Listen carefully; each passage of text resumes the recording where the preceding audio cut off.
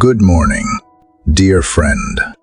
As the sun rises and the world stirs quietly from its slumber, I welcome you into this sacred space of reflection and restoration. The early hours of the morning hold something special. There is a stillness, a softness in the light, a gentle hush before the noise of the day begins. It is a moment suspended between what was and what will be, a time when heaven feels just a little bit closer. This is not just another morning. This is an invitation, a divine opportunity to reset, to reconnect, and to receive from a source that never runs dry. Perhaps, as you listen now, your body is weary and your soul is heavy. Maybe you woke up with a knot in your chest, your mind already racing through worries before your feet even touched the floor. Or maybe you did not sleep at all, turning restlessly through the night, haunted by questions you can answer and burdens you can carry alone. I want to tell you about someone, a woman I met not long ago who carried pain like a shadow. She had lost her job unexpectedly. Her finances were crumbling, and her once vibrant faith had dimmed to a flicker. Every day she wore a brave face for her children, but behind closed doors she wept in silence, afraid that her prayers were hitting the ceiling and falling back to the floor. She felt forgotten. She felt ashamed. She felt like maybe this was just how life would be now, barely getting by. Emotionally bankrupt, spiritually numb.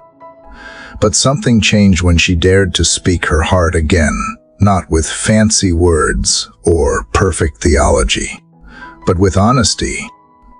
In the quiet of one morning, before anyone else in the house had awakened, she whispered the only thing she could muster. "God, if you still see me, I need you." That moment, small as it seemed, was a turning point, not because her circumstances immediately changed, but because her spirit began to breathe again.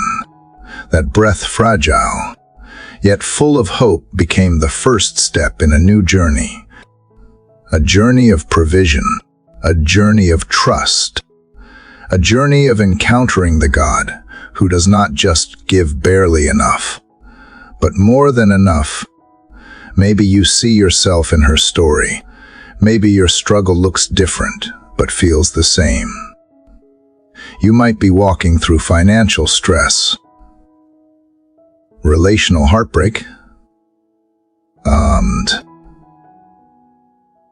overwhelming anxiety, or an emptiness that words can't quite reach. If so, I want you to know you are not alone, and your story is not over. This series of morning prayers is not about pretending that life is easy or that faith always feels strong. It is about anchoring our hearts in truth, even when the waves rise. It is about lifting our eyes above the chaos and fixing them on the one who holds it all. These 24 chapters are not just words, they are stepping stones. Each one is designed to carry you further into a place of peace, strength, and trust. Together, we will walk through seasons of doubt, moments of worship, honest cries, and victorious declarations. Together, we will meet the God who shows up in deserts, in silence, in storms, and in still waters. Prayer is not a monologue. It is not just speaking into the air and hoping something sticks. Prayer is a conversation. It is communion. It is a sacred exchange between your heart and the heart of the Father who knows you better than you know yourself. And when we pray not just with lips, but with surrender, we create space for miracles to unfold. Miracles of healing, of provision, of transformation, not always in the way we expect, but always in the way we need. And so, dear friend, I invite you to do something bold. I invite you to let down your guard, to release whatever weight you have been carrying, to silence the voice that tells you you are not enough. You do not need to fix yourself first. You do not need to have the right words. You only need a willing heart and a few quiet moments as you listen, reflect, and pray. I believe you will encounter the God who sees you, who knows your needs before you speak them, and who delights in drawing near to you. This journey won't be rushed. Each chapter will meet you where you are and gently lead you further. You will find scriptures that remind you of timeless truths. You will hear affirmations that breathe life back into weary places. And through it all, you will grow not just in understanding, but in trust. Let today be the beginning of something new, not because all your problems disappear, but because your perspective begins to shift, because you stop measuring your life by your lack and begin seeing it through the lens of divine sufficiency, because you stop striving to survive and start learning how to rest in the arms of the one who provides abundantly. So take a deep breath. This is holy ground. This is your moment to begin again. Let us begin this sacred conversation. Dear Heavenly Father, this morning, as the quiet light of dawn reaches into the corners of my room and the world slowly begins to stir, I come to you with a heart that is tired and a soul that feels dry. I do not have the strength to dress my prayer in eloquent words or perfect faith. I only have what I have, and right now, what I have is emptiness.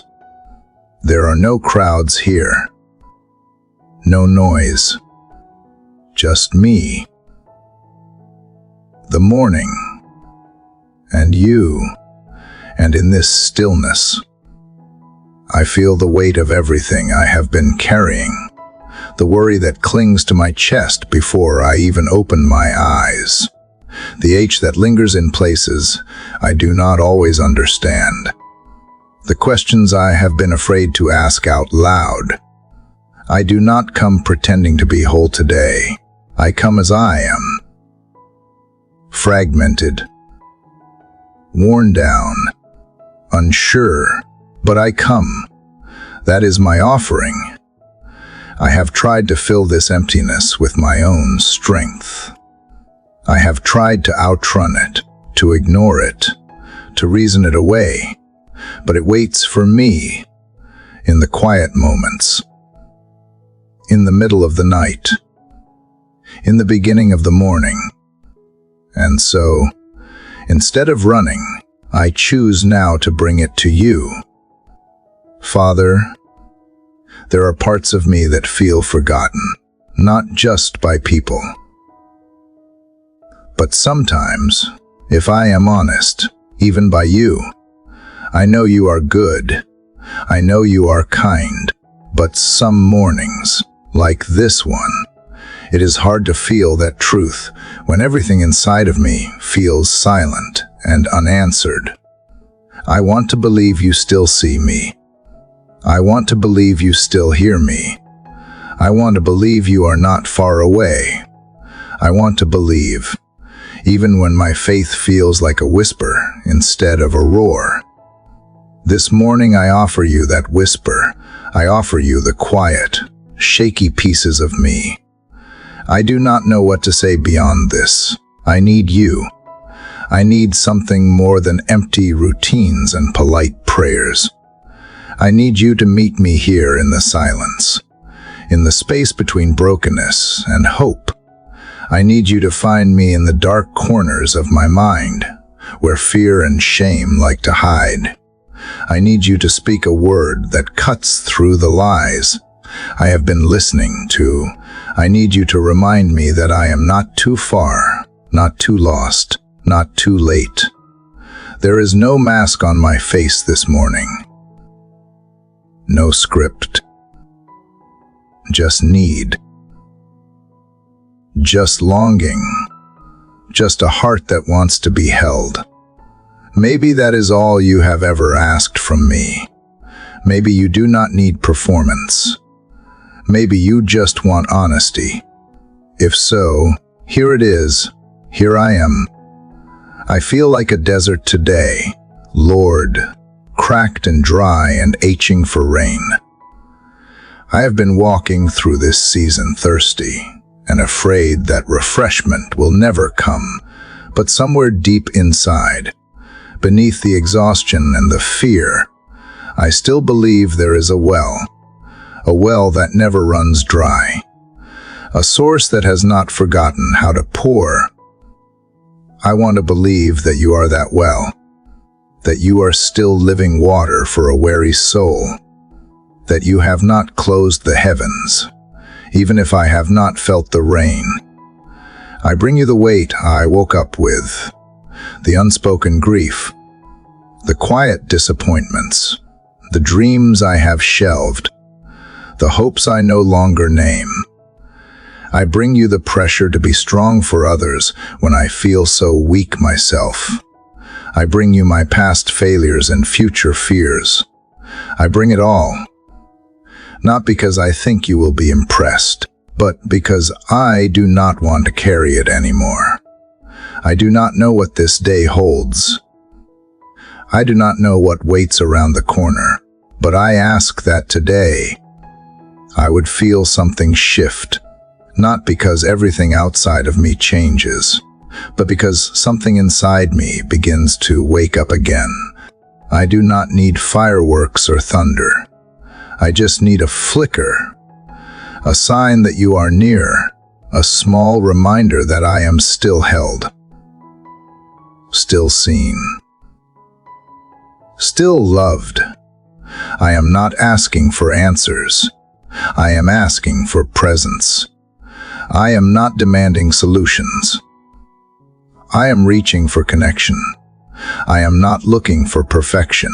I am longing for peace. Let this morning be more than just another sunrise. Let it be a beginning, a moment of reawakening, a turning of the soil in my soul where new things can grow. Let it be the first breath after a long silence.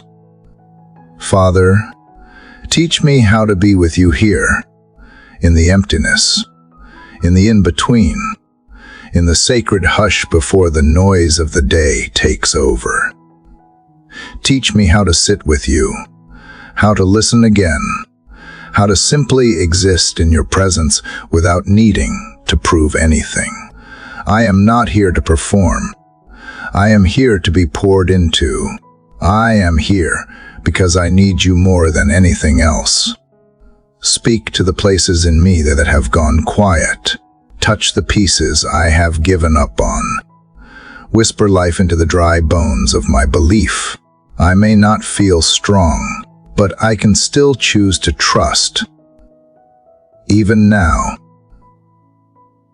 Especially now. I choose to trust that you are near, that you are not intimidated by my emptiness, that you still delight in drawing close to me, not because I am perfect, but because I am yours. This morning, I lay it all down. The masks, the striving, the noise, the fear. I lay it down and wait. Like the earth waits for rain. I know you do not rush. I know you are not in a hurry.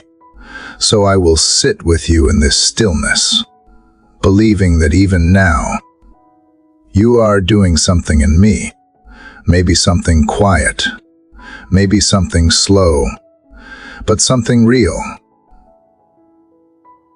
something deep, something sacred. I believe you meet us here, in the raw, vulnerable spaces we try to hide. I believe you come close to the broken-hearted, and you pour oil on the wounds we do not even know how to name. I believe you restore what we thought was lost. You heal what we feared was permanent. And you breathe into what we thought was dead. I believe you are still the God who sees, who provides, who begins again. So come, Lord, into this moment, into this heart, into this day. Let it begin here. Let it begin with you. Father, you see me here again, sitting in the quiet, where the morning is still unfolding and the light has not fully filled the room. I am not sure what I expected when I whispered to you yesterday. I did not expect all the heaviness to suddenly lift, and it has not. I did not expect clarity or comfort to flood in like a rushing wind, and it did not. But somehow, just choosing to speak, to breathe honestly before you, made the silence feel less suffocating. It made the weight a little less sharp. And today, even though I still feel raw, I am back because something deep inside me knows that running away from you won't heal me. So instead, I am leaning closer. I woke up with the same ache in my chest, the same questions, the same fragile hope trying to stretch itself across another uncertain day. And Father, this time I do not have quiet prayers. I do not have composed thoughts. What I have is a cry that has been pressing against my ribs, waiting to break loose. I am tired of holding it in. I am tired of pretending I am fine. I need to let it out, even if it is messy, even if it is loud, even if it scares me to hear my own desperation spoken out loud. I do not cry easily. Somewhere along the way, I learned to keep my pain tidy. I learned to apologize for my emotions and to edit my vulnerability. But not here, not with you. If there is any place where I can fall apart without shame, it must be here. So this morning, I am done managing my sorrow. I am done pretending that faith always looks like strength. Sometimes, it looks like falling apart in your presence and believing you won't turn away. Father, hear the sound I do not know how to shape into words.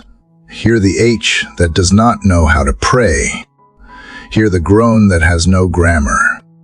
I am not asking you to make me impressive. I am asking you to meet in this place where the cry of my heart is all I have left to offer. I need you to hear me even when my voice trembles, even when my words get tangled in fear and confusion. I need you to be near to the desperation I can dress up or disguise. I feel like I am walking through a storm without shelter. The rain just keeps falling, and I am soaked with questions. Why now? Why this? Why does it feel like you are far away when I need you most? Why does it seem like my prayers go unanswered while others rejoice in miracles? I know those questions are not clean. I know they do not sound spiritual, but they are real. And if I can bring them to you, then who can I bring to? I have watched the people around me carry their own loads, and I have convinced myself that mine is smaller, that I should not complain. But pain is not measured in volume, is it? It is measured in weight, and this weight is heavy. Father, I do not want to compare it. I just want to survive it. And more than that, I want to hand it over, but I do not know how. I do not know what surrender looks like when the fear feels louder than trust, when the nights blur into mornings and nothing seems to change. Still, here I am, crying out, because somewhere beneath all of it, I believe you care. I believe you collect tears, that you do not just tolerate my brokenness. You move toward it. I believe you are not embarrassed by my desperation. You are drawn to it. You are the God who hears the cry of the afflicted, the God who does not hide his face when the poor cry out. You are the one who leaned in close to Hagar in the desert, to Hannah in her anguish, to David in the cave, and I need you to lean in close to me now. I do not want polished answers. I want presence. I want to know you are listening, that this cry won't echo into nothing, that my pain is not invisible. I want to know that you, the same God who formed the galaxies, still bends down to comfort the ones who sit in the dirt and say, I can't do this anymore. That is where I am, Father, and I am saying it honestly. I can't do this anymore. Not without you, not in my own strength. Maybe my tears are the truest prayer I can offer this morning. Maybe the sobs I am trying to swallow are more honest than anything I could ever write. Maybe desperation is not weakness. Maybe it is just hunger. Hunger for the one who was never meant to be a last resort, but my first refuge. Maybe what I need right now is not a solution, but an embrace. So I lift up this cry, not because I know what will come of it, but because I believe you are near to the brokenhearted. I believe you are close to those crushed in spirit. I believe you do not shame the ones who weep. I believe that when I call out, you do not wait for me to clean up the tears before you answer. You come in the middle of the storm, in the middle of the mess, in the middle of the night when no one else sees. Father, this cry is not a lack of faith. It is faith. It is the only kind of faith I have today. Faith that believes you are big enough to hold this pain and kind enough to care about it. Faith that says, even when everything in me wants to shut down, I will keep calling out to you, even if my voice cracks, even if I have to crawl, even if the only prayer I can pray is help me. Help me, God. Help me believe again. Help me hold on. Help me keep breathing. Help me not turn away. Help me not give up on the thought that you are still working behind the scenes, that you are still writing something beautiful with all these broken lines, that you are still the God who sees, who hears, who saves. If you are doing something in the middle of this chaos, then do not let me miss it. Don't let my pain blind me to your hand. Don't let my desperation harden me. Let it make me tender. Let it shape me. Let it draw me closer. Even if I am still limping, even if I still do not understand, even if the answers never come the way I expect. I want to keep calling out, not because I am strong, but because you are. So I cry to you now, not politely, not carefully.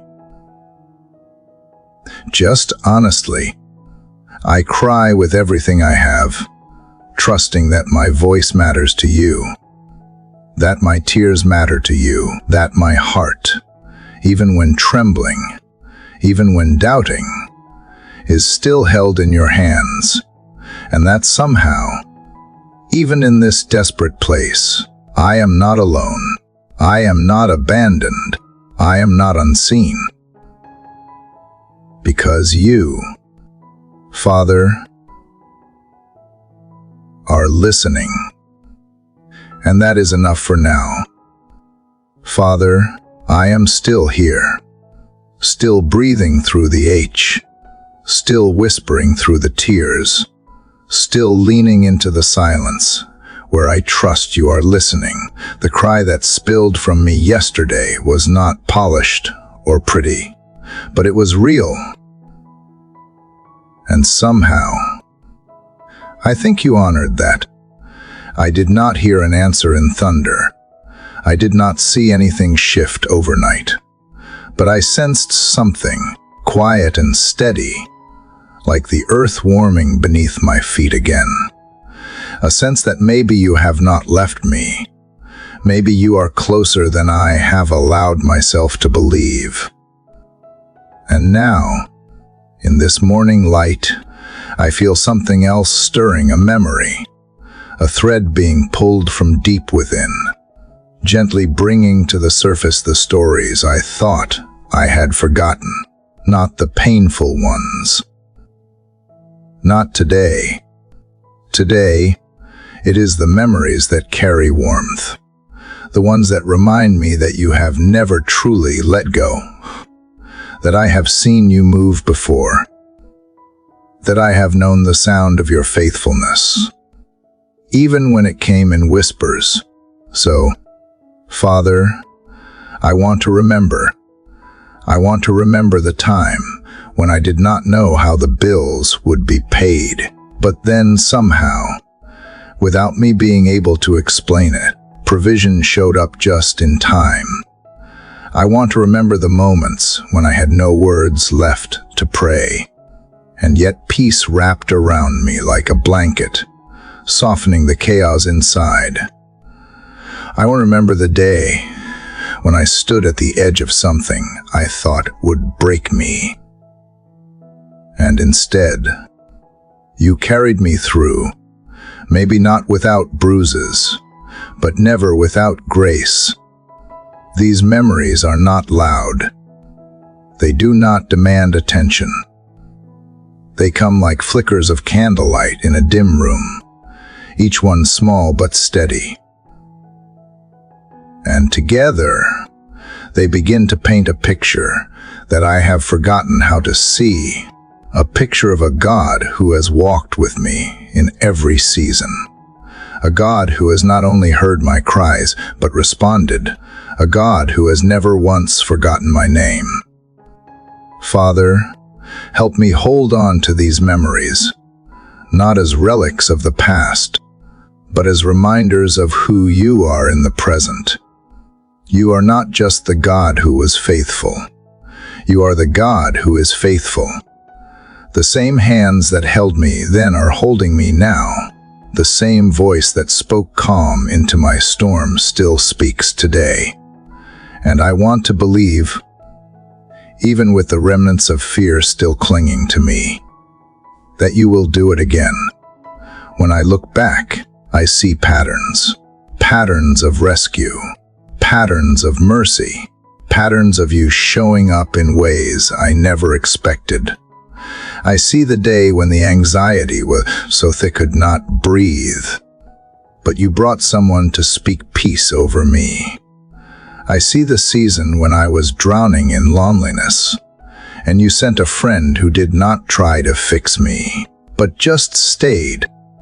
I see the hours I spent waiting for an answer that seemed late, but looking back now, I realize it was right on time. Why do I forget so easily? Father, why do I let today's trouble blind me to yesterday's faithfulness? Why do I act like this moment is bigger than all the moments you have already carried me through. I do not want to be like that anymore. I want to learn how to remember, not just in my mind, but in my spirit. I want to remember with trust. I want to remember with gratitude. I want to build an altar in my heart, a sacred space where the testimonies of your goodness are never silenced. Help me to recall not just the dramatic answers to prayer, but the subtle ones too.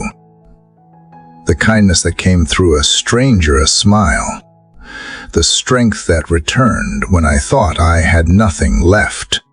The nights when sleep finally found me, after long hours of tossing and turning. The mornings when I opened my eyes and felt, even for a moment, that hope had survived the dark. Let these moments be my fuel. Let them be the foundation I stand on when doubt comes knocking. Father, I also remember the promises, the words I have read in Scripture that once slipped from the page and wrapped around me like armor. The verses that became anchors in the storm. Remind me of them again, not just as nice phrases to quote, but as living truth that still holds power. Remind me that you are Jehovah Jireh, the God who provides. Remind me that you are the shepherd who leads me beside still waters. Remind me that you are the one who feeds the sparrows and clothes the lilies and has not forgotten how to care for me. I may not feel strong, but I can be still. And in that stillness, I can look back. I can retrace the path behind me and see your fingerprints pressed into places I did not even know you had touched. I can see how what felt like delays were actually moments of protection. How what felt like silence was sometimes an invitation to lean in closer. How what felt like endings were actually beginnings I could not see yet. You are not just the God of miracles. You are the God of memory. You store every tear in a bottle. You write every detail of my story with intention. You do not lose track of anything, even when I do. So bring to mind, Father, what my heart has lost hold of. Help me to see the bigger story unfolding. Help me to remember that my history with you is not shallow. It is deep, and it is sacred. Let this remembrance be more than comfort. Let it become courage. Courage to believe that the same God who made a way before can do it again. Courage to wake up tomorrow and choose trust.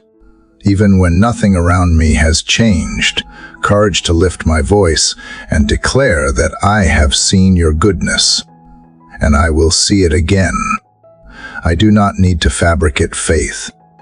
I only need to remember, and remembering brings a kind of peace that nothing else can give, a peace that says, even in the middle of waiting, even in the tension of the unknown, I am still held by the one who has never let me go.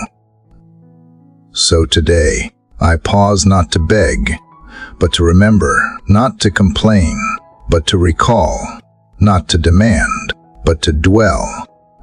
I dwell in the truth of your record, a record that tells me you have never failed me, a record that testifies to a love that has no expiration date, a record that reminds me I am not walking into this day empty. I carry every moment of your faithfulness with me, and that is enough. That is more than enough to face whatever comes next. Father, as I sit here again in the stillness of morning, with the quiet echo of yesterday's reflections still lingering in my spirit, I feel the weight of something beautiful beginning to settle in. Remembering where you have been, what you have done, and how you have walked beside me. Those memories have stirred something in me that I had forgotten I was allowed to feel. Trust, a quiet trust, not loud or flashy, but deep, steady, real. And yet, even with the comfort that memory brings, there is a part of me that hesitates. Not because I doubt what you have done, but because I wonder if you will do it again. I wonder if the same grace that met me then will meet me now. I wonder if the promises that once gave me breath still hold weight in the middle of today's questions. It is not that I think you have changed. It is just that life has worn down the edges of my confidence, like waves softening stone. And in the erosion, I sometimes lose sight of what still stands. So this morning, Father, I ask for something simple but sacred. Remind me that the promise still stands. There are so many words you have spoken to your people throughout history. So many declarations of faithfulness and provision.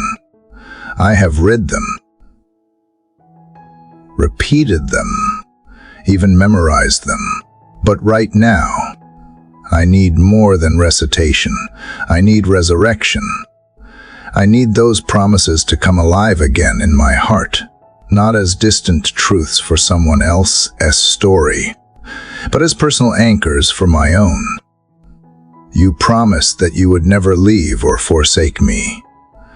You promised that you would supply all my needs according to your riches in glory.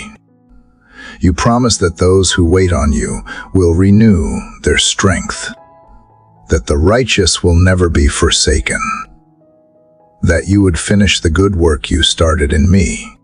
And yet some days, I look around and wonder if I have disqualified myself, if I have missed it, if the delays and detours have somehow canceled what once was certain. But that is fear speaking, not truth. And this morning, I do not want fear to have the final word. I want your voice to rise above the noise, to call me back to what you have already said. You are not a man that you should lie. You do not change your mind. You do not tease or manipulate. When you speak, it is not empty. When you promise, it is not temporary. You do not abandon your word halfway through the journey. You are a finisher, a fulfiller, a faithful Father whose promises are not held together by my ability to believe, but by your unwavering integrity. So even though some of your words feel like distant echoes, I choose today to reach for them again, to hold them close, not with clenched fists, but with open hands, because I am learning that trust is not always bold. Sometimes it is quiet. Sometimes it looks like whispering, I believe, even when doubt is shouting back. Sometimes it looks like waking up one more day and choosing to stand on what you said, even if the ground beneath me still trembles. Father, I want to trust your timing. I want to trust that what you have spoken is not on pause because of my mistakes or the chaos around me. I want to believe that your promises are not held hostage by the world's circumstances, that they are not weakened by the economy or derailed by detours. I want to live like your word is stronger than every storm, deeper than every fear, more certain than anything I see. Let your promises rise in me like a song I forgot I knew. Let them push back the shadows of discouragement that have crept in unnoticed. Let them breathe new life into places where I have settled for less. I do not want to just survive. I want to walk in the fullness of what you have spoken. I want to believe again, not with naive optimism, but with a grounded, weathered faith that still dares to hope. You have shown me, again and again, that you do not need perfect conditions to fulfill your word. You have fed thousands with crumbs. You have opened seas when escape looked impossible. You have raised the dead when the story was supposed to be over. So why would I think my life is too complicated for you to work in? Why would I assume my season is too broken for your promise to be fulfilled? I want to let go of the idea that I need to earn what you already gave freely. I want to stop bargaining. Stop striving. Stop rehearsing all the reasons I am not worthy. Your promises were never about me being worthy. They were always about you being good. They are rooted in covenant, not performance, in love, not achievement. And so today, I surrender the pressure to figure it all out. I release the timeline I have tried to control. I lay down the narrative I have been writing on my own. And I ask you, again, to write your word into the story, not just on the pages I am proud of, but on the messy ones, on the chapters I wish I could erase, on the days that feel lost. Let your promises find me there too. Let them find me in my waiting, in my wandering, in my weakness. Let them speak louder than regret. Let them remind me that you never forget. You never forget what you said. You never misplace a promise. You never withdraw a word once it has been spoken. What you begin, you bring to completion. So even if I feel like I am stuck in the middle, even if I do not yet see the fruit, even if I have more questions than answers, I will choose to believe that the seed of your promise is still buried in the soil of my life, waiting for its appointed time to grow. I will speak that truth over my day. I will whisper it to myself when anxiety rises. I will write it where I can see it. The promise still stands, even when the night is long, even when the answers are slow, even when my hands are tired and my faith feels small. The promise still stands. And that is enough for this morning, to know that I am not forgotten, that your word has not expired, that my future is still wrapped in the assurance of a God who keeps his word, a God who does not flinch at time, or fear, or failure, a God whose yes is still yes, a God whose voice still echoes through the wilderness, reminding his child that what he said, he meant. So I will rise with that truth in my heart. I will carry it into the hours ahead, and when fear tries to steal it again, I will return to this moment, this sacred space, this quiet place of trust, where I remember not just what you did, but what you said, and I will choose, again and again, to believe that the promise still stands. Father, here I am again, in the stillness of morning, holding on to the truth I whispered yesterday that your promise still stands. I carried those words with me like a fragile treasure through the hours that followed, speaking them to myself when fear crept in, when silence lingered, when I felt the tug of doubt pulling me backward. But even as I repeated them, even as I wanted to believe with all my heart, I still felt the weight of something I can't ignore anymore. I feel emptied, not in a poetic way, not in a holy, peaceful way, just emptied, tired in a way that sleep does not fix, weary in a way that food or laughter can touch.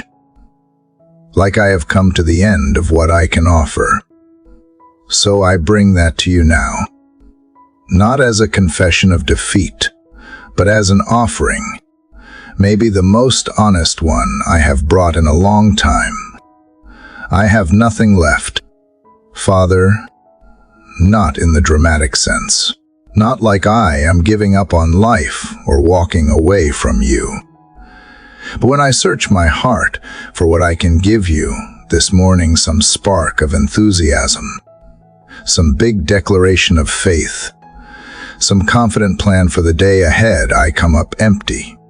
And oddly enough, there is a strange peace in admitting that. Because maybe you never asked me to come full. Maybe you just asked me to come. I have spent so much of my life trying to hold it all together, to be enough for everyone, to prove I am okay, to make sure my prayers sound strong and my faith looks impressive. But today, I do not have the energy to pretend. I do not have the capacity to keep trying harder. And maybe, just maybe, that is where the real invitation begins. Not at the top of my strength, but at the bottom of it. You are not shocked by my emptiness. You are not disappointed by my lack. You have never once asked me to impress you. You have only ever asked me to trust you. And trust does not require a full tank. It just requires a turning toward. So that is what I do now. I turn toward you with my hands open, my soul bare, and my heart completely aware of its limits. I always thought being empty was something to avoid, something to fix, but maybe it is something sacred. Maybe it is the very condition you have been waiting for, not because you want me broken, but because you do your deepest work in surrendered spaces. Maybe when I reach the end of myself, I finally make room for the fullness of you.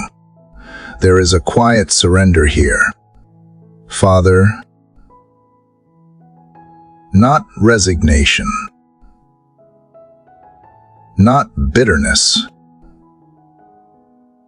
but surrender, the kind that whispers, I can and trusts that you can, the kind that stops striving and starts yielding, the kind that lays down the last bits of control I have been holding on to and says, you take it from here. I have done what I can. Now I need you to do what only you can. I do not know how you do it, but somehow you breathe life into what looks finished. You multiply what seems insufficient. You shine light into the spaces I have closed off.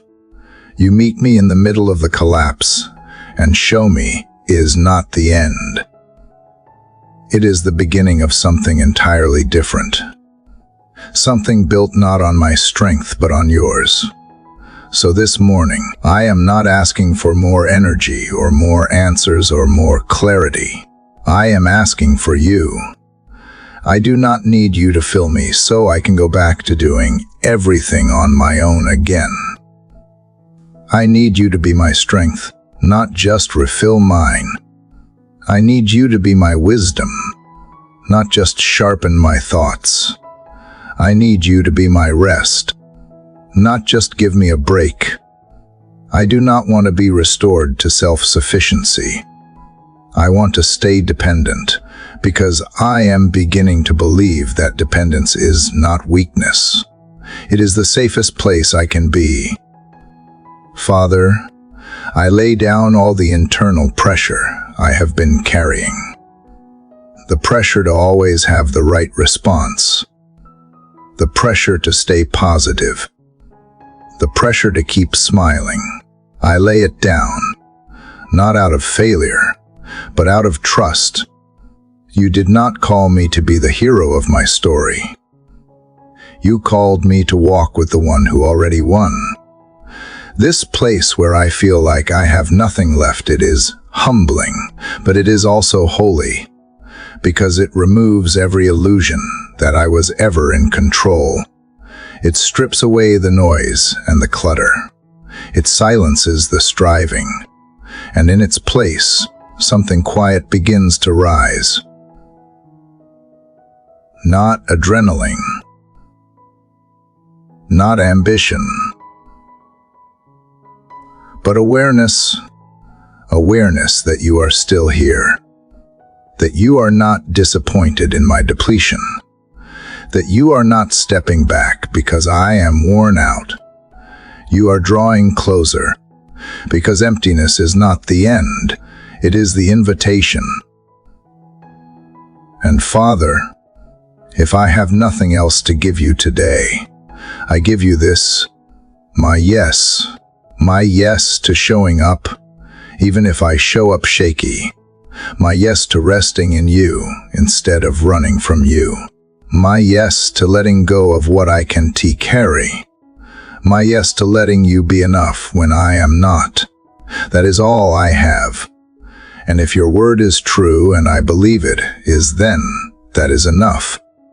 Your power is made perfect in weakness, not in success, not in confidence, but in weakness, in tired hands, in quiet prayers, in empty moments where faith is the only thing left. And today, I lean into that truth. I let it hold me. I let it reframe this moment, not as a crisis, but as an altar. Here at the edge of my capacity, I worship not because I feel strong, but because I know you are, not because I see the path ahead clearly, but because I trust that you go before me, not because I am overflowing with passion, but because I believe even a quiet heart can be a home for your presence. Father, thank you for not requiring more than what I can give.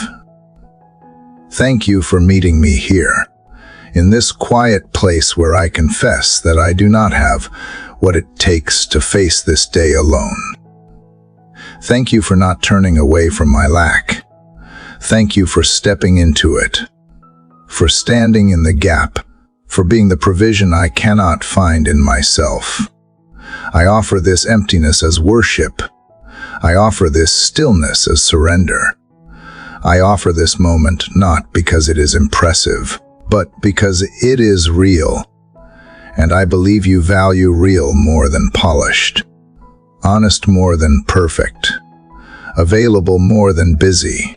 So I open my hands, I quiet my soul, I release the need to produce or perform, and I wait, not with anxiety, but with expectation that in this very space, where I feel least capable, you will show yourself most faithful, that you will speak into the silence, that you will breathe into the stillness, that you will carry what I cannot. I have nothing left. And somehow, in the mystery of who you are, that is not a problem, it is the beginning. It is the soil where trust grows. It is the door through which grace enters. It is the place where my nothing becomes the canvas for your everything. Father, yesterday I admitted the truth. I have been too tired to speak. I brought you my emptiness, my end, and I found something sacred there. I did not feel a sudden rush of strength or see the clouds part dramatically, but I sensed you with me in the silence. That awareness alone was enough to hold me steady. It is strange how freeing it is to say, I have nothing left, and yet not feel ashamed. You met me with kindness, not disappointment. And this morning, I rise with a heart that is still quiet, still tender, but willing, not bursting with energy, not brimming with clarity, but willing to try again. That is where I find myself today, at the edge of another beginning, with tired hands and hesitant hope. I hear you whispering something simple into my soul, something I have heard before, something familiar but weighty. Cast the net again, and I pause, because that sentence stirs both ache and awe.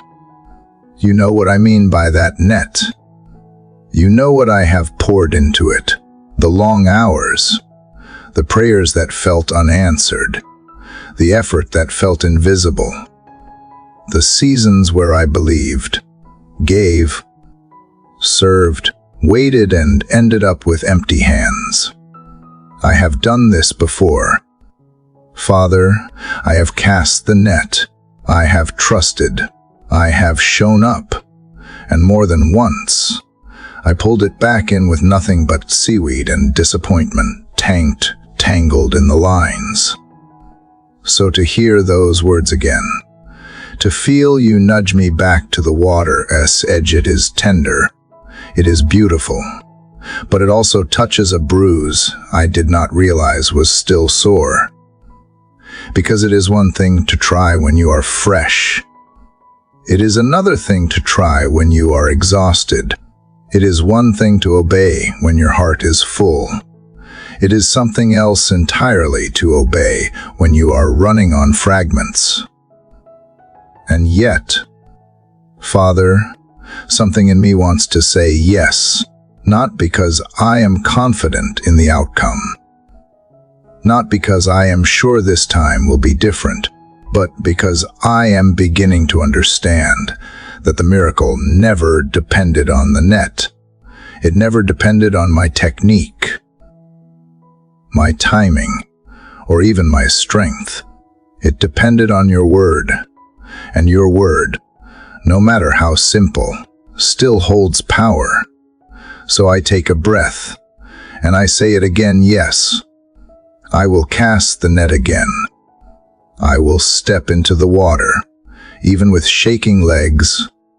I will lower the lines, even with memories of emptiness echoing in my mind. Because you are not just the God of beginnings. You are the God of new beginnings. You speak into tired seasons and breathe fresh purpose. You call discouraged hearts back to the shoreline and offer them another chance, not out of obligation, but out of mercy.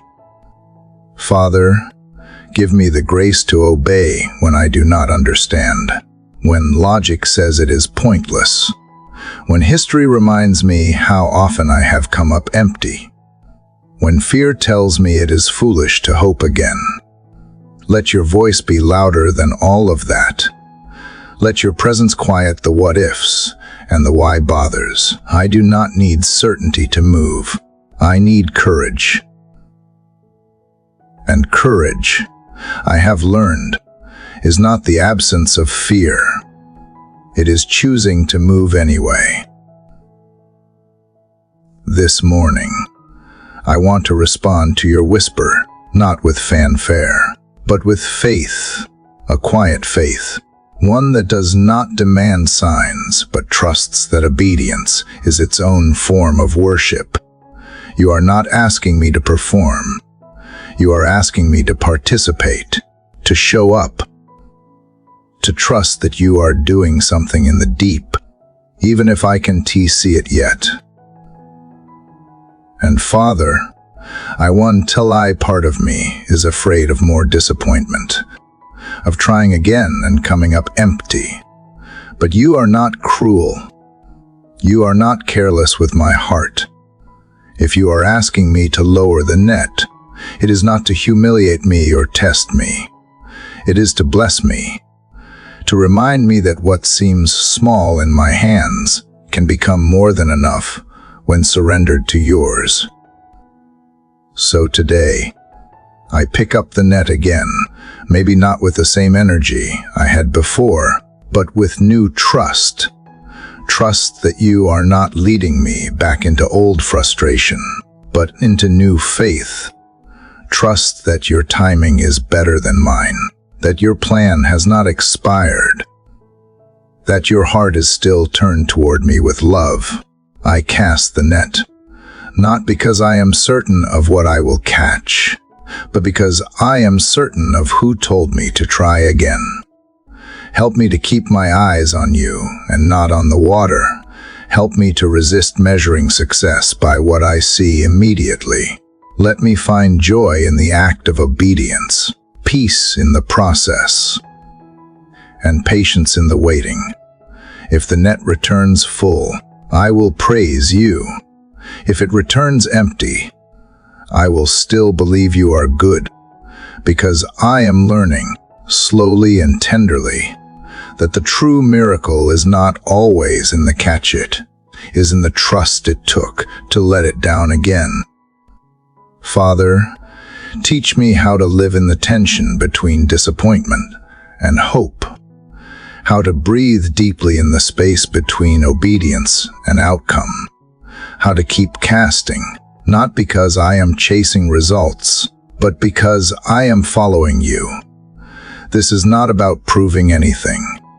This is about choosing intimacy over certainty, choosing trust over clarity, choosing to stay in the story you are writing, even when the page I am on feels unfinished. You are not done with me. You have not led me this far to abandon me. You have not brought me through the night, just to leave me in the morning. I believe you still work in the unseen, that under the surface of my circumstances, something is moving, shifting, aligning, growing. I may not feel it, I may not see it, but I believe you are preparing something I can catch on my own, something that requires obedience, surrender, and faith, something that will carry the unmistakable mark of your hand. So I cast the net, again, not because I am strong, but because you are. Not because I have it figured out, but because you do. Not because I am guaranteed the result I want, but because I am committed to following the voice I trust. This is my yes. This is my offering. This is my obedience in the middle of my weakness. And I trust you will meet me here, just as you always have. Father, you saw me yesterday as I stood at the edge of the water, again, net in hand, heart pounding with a quiet mixture of hope and hesitation. You heard the tremble in my spirit as I cast it one more time, not out of confidence, but obedience.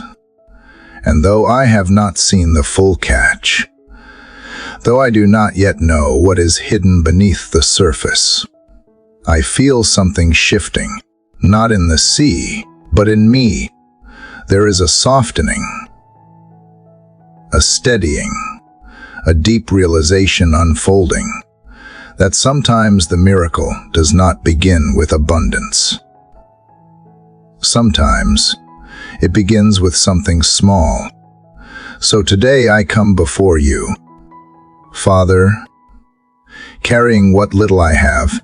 It is not flashy, it is not impressive, but it is real, and it is mine to give, a small offering, a bit of courage, a flicker of belief, a few quiet words spoken in the morning hush. It may not look like much, but it is all I have, and I place it into your hands, trusting that even the little is enough when you are the one who holds it. I have spent so much of my life measuring everything by size, by how much, by how strong, by how visible. I have dismissed so many moments, prayers, efforts simply because they did not seem big enough to matter. I have looked at what I have and told myself it is not enough to make a difference, not enough to be used, not enough to offer. But that voice, I am starting to see is not yours, because you have never needed much to do much. You have always been the God who multiplies what is surrendered. You have always chosen mustard seeds over mountains. You have always taken 5 loaves and 2 fish and turned them into a feast for thousands. You have always seen value in what others call small. You have always seen potential where the world sees limitation. And today, I want to see through your eyes. Father, help me stop underestimating what is in my hands. Help me stop waiting until I feel ready or full or strong. Let me bring you the handful I have and trust that it is enough. Let me believe that the small act of kindness, the whispered prayer, the fragile yes, it all matters to you. It is not about the measure. It is about the motive. You do not need more from me. You just need me to be willing. There have been times when I held back, convinced that if I could not give everything, I should not give anything at all. But you are not asking for everything all at once. You are simply asking for what I have now, what I can offer today. And the beauty of it, the mystery of it, is that when I release it, when I open my hand, when I stop trying to make it look bigger or better than it is, you take it and breathe life into it. I have seen you do it before. I have watched you use small beginnings to write big stories. I have seen how you take words spoken in faith and turn them into songs of testimony. I have watched you transform hesitant obedience into ripple effects of grace. And so I trust you can do it again with what little I bring this morning. Father, this offering may not fill a room, but I believe it can fill your heart, because you do not need perfection. You desire presence. You do not ask for performance. You ask for surrender. And so I give you this, my 5 loaves, my 2 fish, my drop of oil, my mustard seed. It does not have a title. It does not have a spotlight, but it is mine, and I give it freely. I give you this moment. I give you this breath. I give you this quiet yes, offered not from the mountaintop, but from the valley. I give you the small truth that I woke up, that I showed up, that I have not quit, even if it does not look like much on the outside. You know how much it took to bring it, and that makes it holy. Help me stop comparing what I have to what others carry. Help me stop measuring my gift by someone else's overflow. Help me silence the voice that says it is too late, too little, too weak, because the truth is, you have always done your best work with what the world calls not enough. You spoke creation from nothing. You formed man from dust. You made beauty from ashes. So why would I believe you need me to be more than I am in order to be used? What I have is enough not because of me, but because of you. Let this truth settle deep. Let it take root and grow. Let it rise in the places where shame once lived. Let it speak louder than the inner critic. Let it be the foundation I stand on when I feel too small to be significant. You have called me. You have chosen me. You have appointed me to carry light into the places I step today. And I do not need to shine the brightest.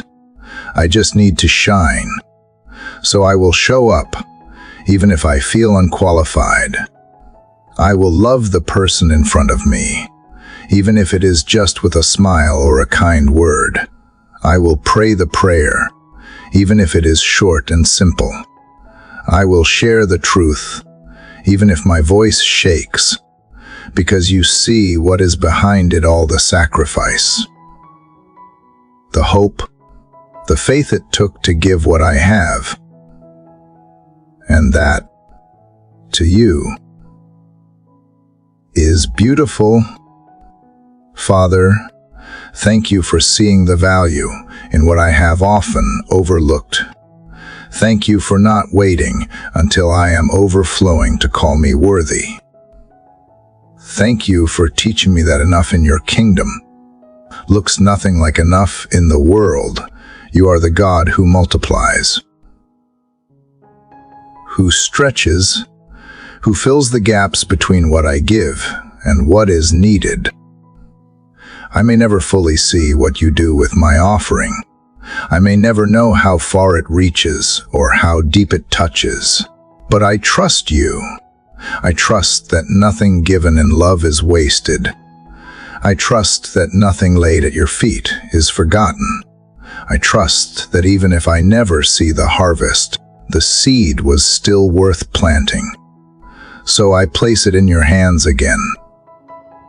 My little, my small, my quiet offering, and I let it go, not in defeat, but in faith, because I believe that when it is in your hands, even the little is enough, even the tired yes, even the trembling step, even the smallest seed of trust, and that is what I bring today.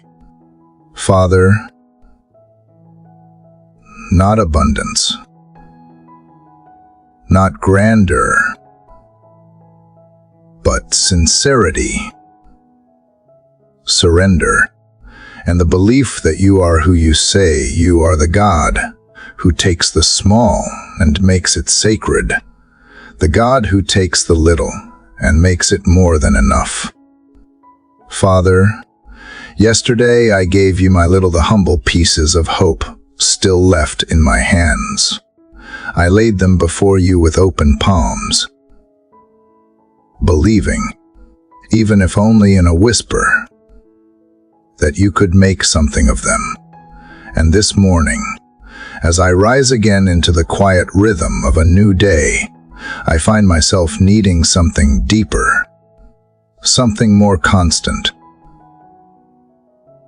more sustaining, because while it brings comfort to know that even the little matters to you, my soul aches for something that does not run out, something that remains when my strength fades, when my courage falters, when my offering feels used up. I need you, Father, to be not only the God who receives what I give, but the God who becomes my source, my well, my endless well that never runs dry. I have chased so many temporary streams. I have dipped my cup into approval, into success, into routine. I have tried to quench my thirst with distraction, with productivity, with control, and each time it satisfied for a moment, a brief sigh of relief, a fleeting sense of peace, but then the thirst would return louder, deeper, more desperate than before, because those wells do not last. They crack, they dry, they leave me more parched than when I began. But you, Father, you are different. You are not a fleeting stream. You are not a seasonal spring. You are the source, the deep, hidden reservoir of life itself. So today, I come to you not to dip quickly and run.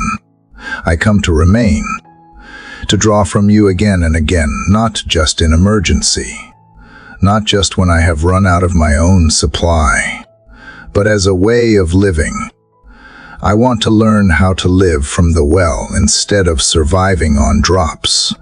I want to know what it is to drink deeply, not sparingly, from the fountain of your presence.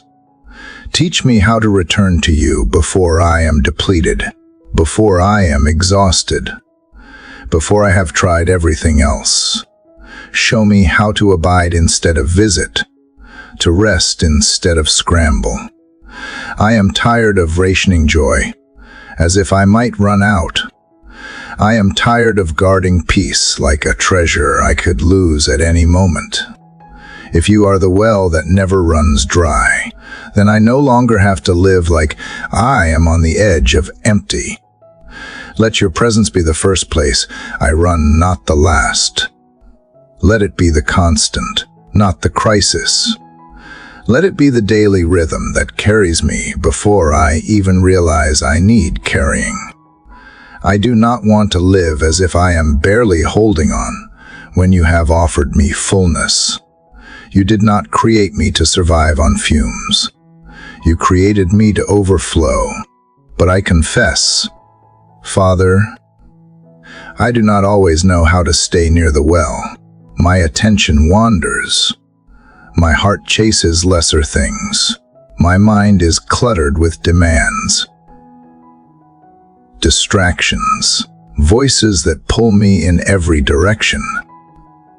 So often, I look up and realize I have drifted slowly, quietly, almost without noticing. I have been busy building, fixing, solving, giving, and I have forgotten to come back to the place where I am filled. So I come now, not in shame, but in surrender. I come because I am thirsty again, not just for comfort, not just for relief, but for you, for the deep, living water that renews not only my emotions, but my soul, the kind of water that does not just hydrate me temporarily, but changes how I carry the day ahead. Let your well spring up in me. Father, let it reach the dry places I have tried to ignore.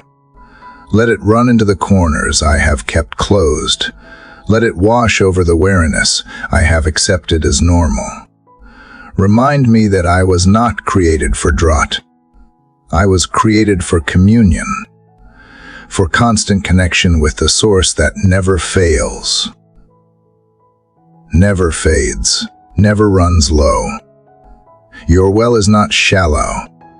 I do not have to lower a bucket carefully, hoping it touches something. I can plunge in, fully, freely, without fear. There is enough.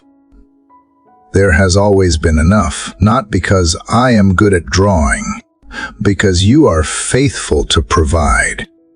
The water does not depend on my ability. It flows because it is who you are. You are the well. You are the source.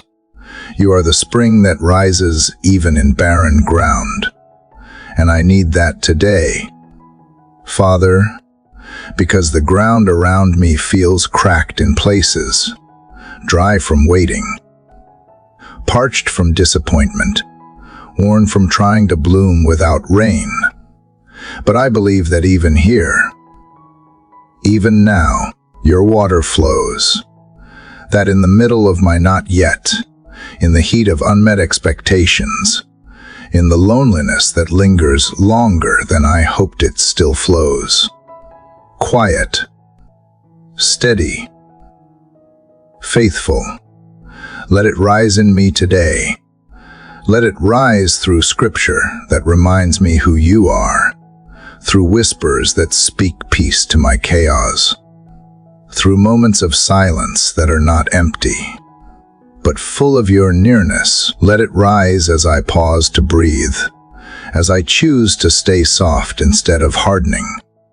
Let it rise in the laughter I did not expect, in the beauty I almost missed, in the grace I did not earn. You are the well that never runs dry, and I want to live like that is true. I want to walk into this day without gripping my resources in fear. I want to love without calculating the cost, to give without measuring how much is left, to serve without wondering if I will be forgotten. Because if you are my source, then I lack nothing. I am not running on my own supply. I am drawing from a place that does not deplete, a place that flows with strength for every weakness, joy for every sorrow, peace for every storm.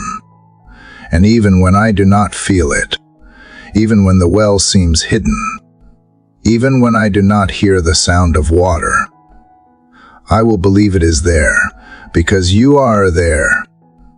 Your presence does not fluctuate with my feelings. Your supply is not dictated by my surroundings.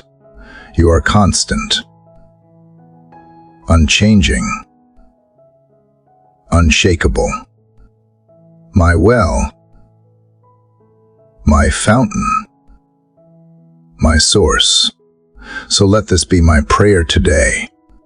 Father, not for more to be added from the outside, but for what is already within me to rise. For the living water you placed in me to awaken. For my soul to remember that it has a source that does not dry up. That I do not need to run from place to place, person to person, trying to be filled.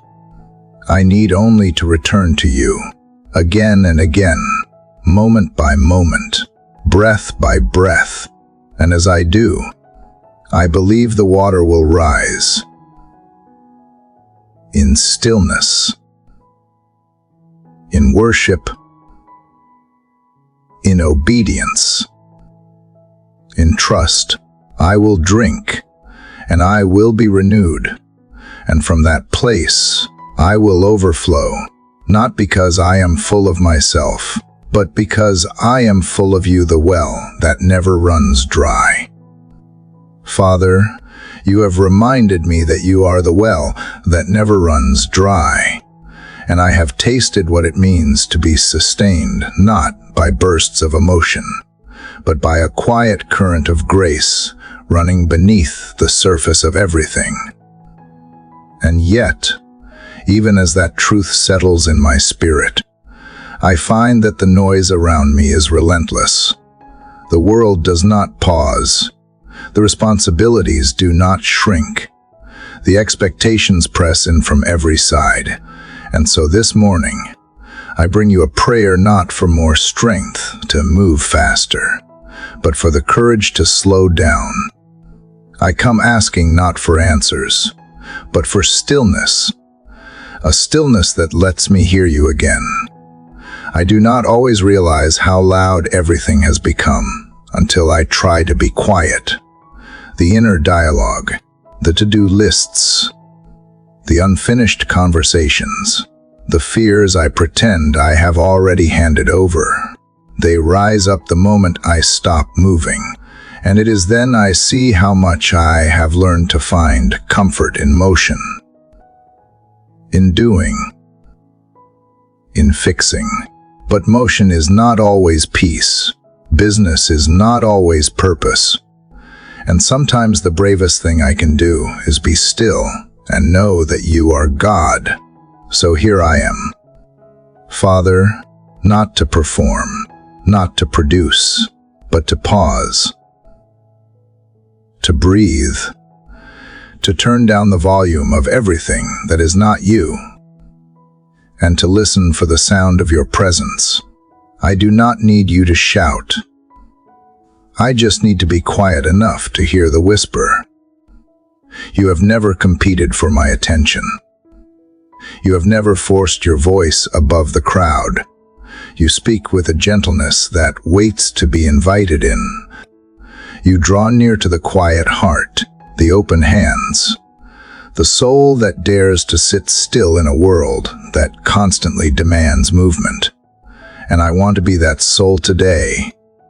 Teach me how to rest, Father, not just physically, but spiritually. Teach me how to settle into the safety of who you are without feeling guilty for the stillness. I have been taught to measure value by output, by results, by what can be seen. But you look at my heart, not my pace. You see the roots, not just the branches. And sometimes growth happens beneath the surface. In silence, in places no one applauds. Stillness is not a waste of time. It is where clarity is born. It is where peace is restored. It is where your voice becomes unmistakable. And so I surrender the pressure to be constantly available. Constantly responsive. Constantly achieving. I release the idea that slowing down is falling behind. Because if I am walking with you, then I am exactly where I need to be. Let this morning become sacred not because of what I do, but because of how fully I allow myself to be here with you. No agenda, no striving. Just presence. Let this moment be holy, 'cause I dared to stop and look for you in the quiet, in the soft light breaking through the curtains, in the rhythm of my breath, in the peace that begins to settle over my thoughts like a blanket. And in this stillness, remind me that I do not have to be everything for everyone, that it is okay not to have all the answers, that I do not have to rush to the next thing before I have received what you are offering right here. There is a gentleness in this slowing down, a kindness I have too often overlooked. And I am realizing that you are not in a hurry with me. So why am I? Maybe this stillness is not empty space, but fertile ground. Maybe what I think is unproductive is actually the place where transformation begins, where you reorder the chaos I have been carrying, where you untangle the fear I have wrapped around my decisions, where you breathe calm into the places I have been afraid to let go. Father, I give you my need to always be doing. I give you the part of me that measures worth by pace. I give you the racing thoughts, the distracted mind, the heart that feels split in 1,000 directions. I bring it all to the quiet, and I ask you to teach me how to dwell here, not just visit, to linger in the peace of your presence long enough for my soul to remember who it belongs to. I know the world will still be there. When I rise from this space, the noise will return. The demands will knock again. But if I can meet you here, if I can be still long enough to drink from the deep you promise, I won't be shaken. Not because life will be easy, but because I will be grounded in something greater than the chaos, in someone who holds every moment in his hands. Let this stillness do what motion could not. Let it realign my heart. Let it renew my mind. Let it restore my joy. Let it recenter my soul on what matters most, not the expectations I place on myself, but the identity I receive from you. Loved, known, held. Enough. Father, thank you for waiting in the quiet, for not rushing me through the silence, for not needing me to perform in order to be present. You are not impatient with my process. You are not disappointed by my need to slow down. You created rhythm. You designed rest. You modeled it in the beginning, and you invite me into it now, not as an escape, but as a way of life. Let me carry this stillness into the day ahead. Let it shape the way I speak, the way I respond, the way I serve. Let it become an anchor beneath the waves of business.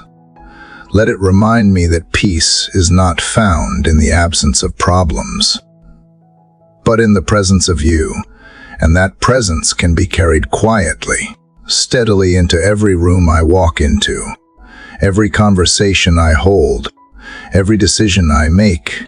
I do not need to rush to prove I am okay. I do not need to move faster to feel accomplished.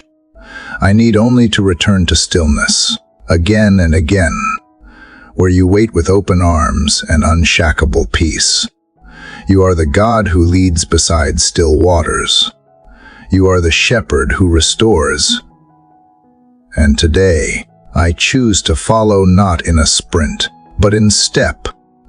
I choose to breathe deep, to walk slow, to trust that stillness is not the absence of progress, but the fullness of presence.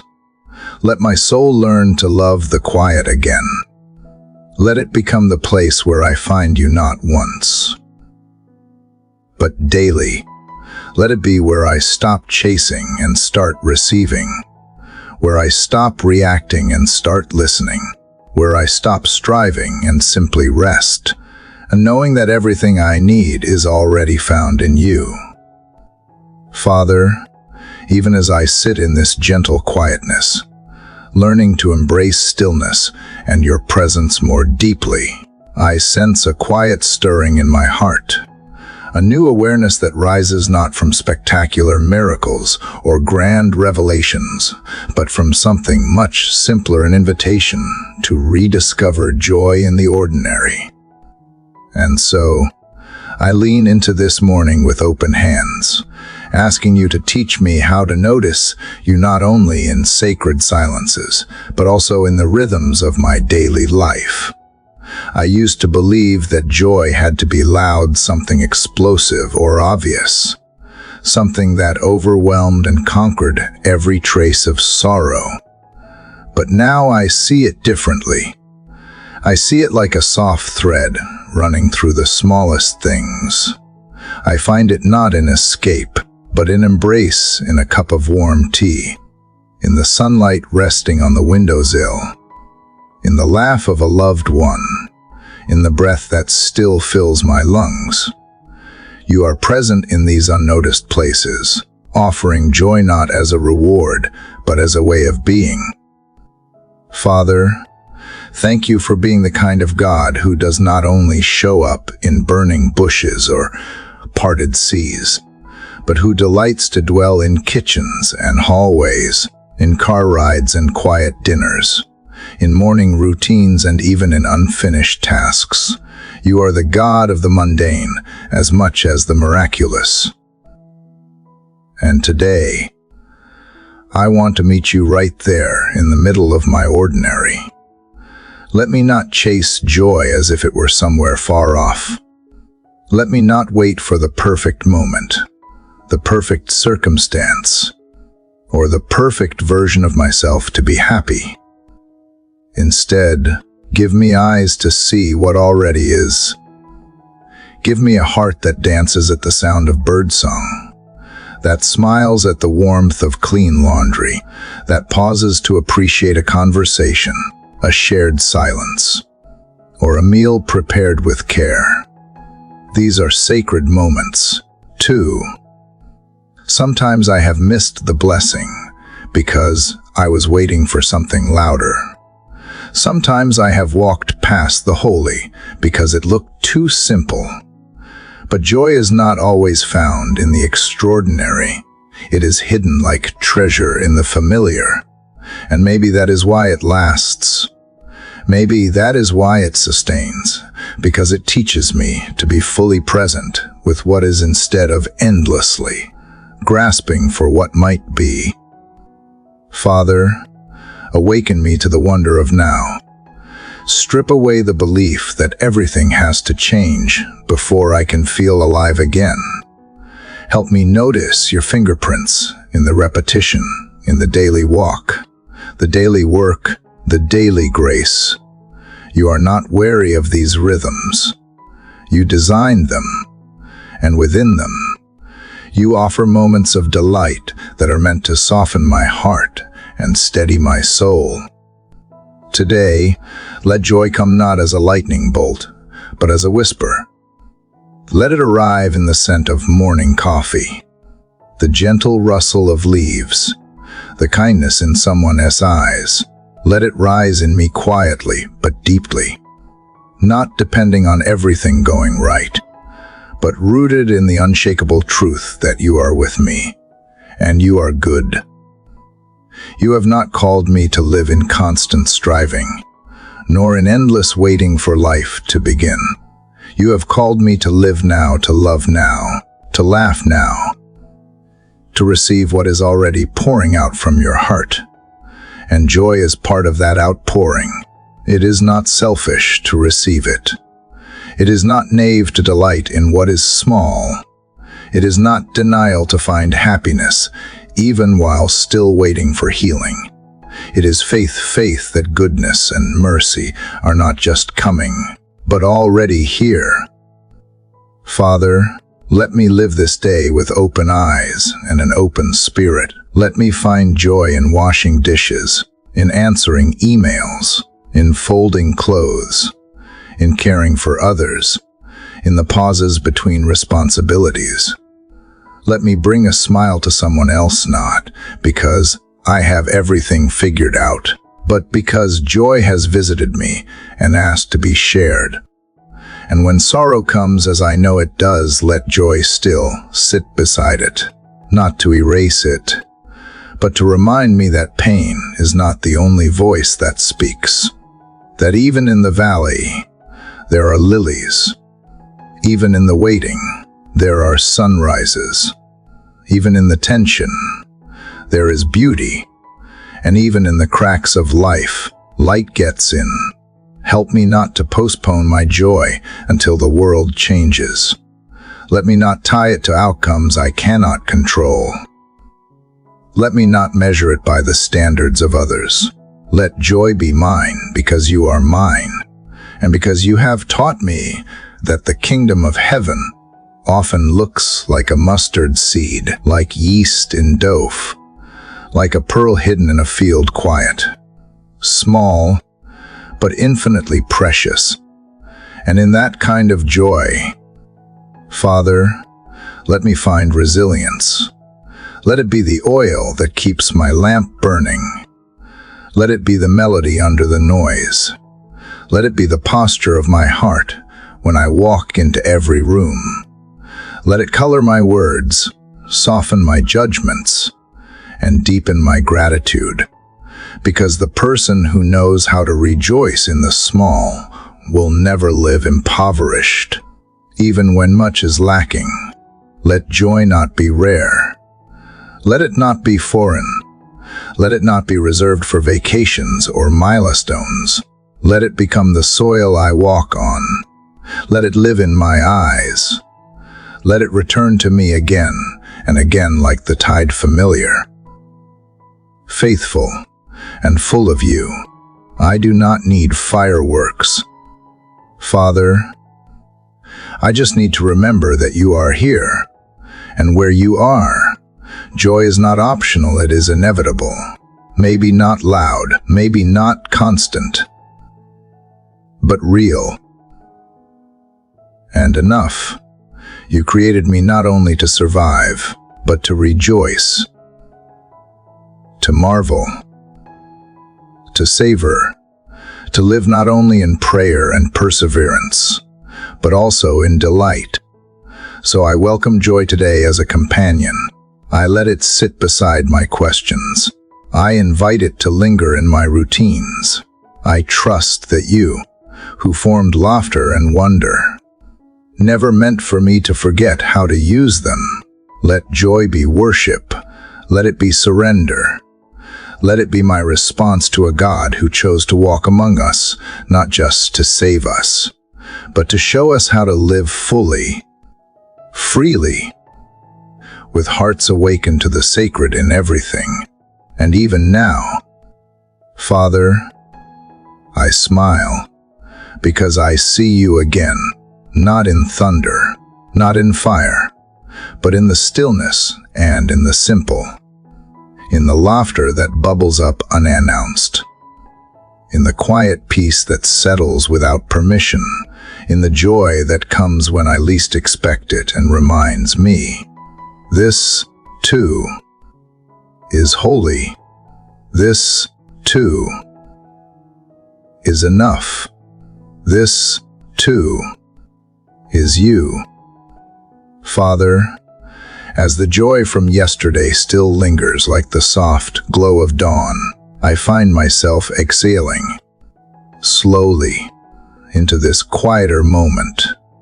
There is a calmness today that is not loud or triumphant, but steady, grounding me in something deeper than emotion, a quiet certainty that I am held.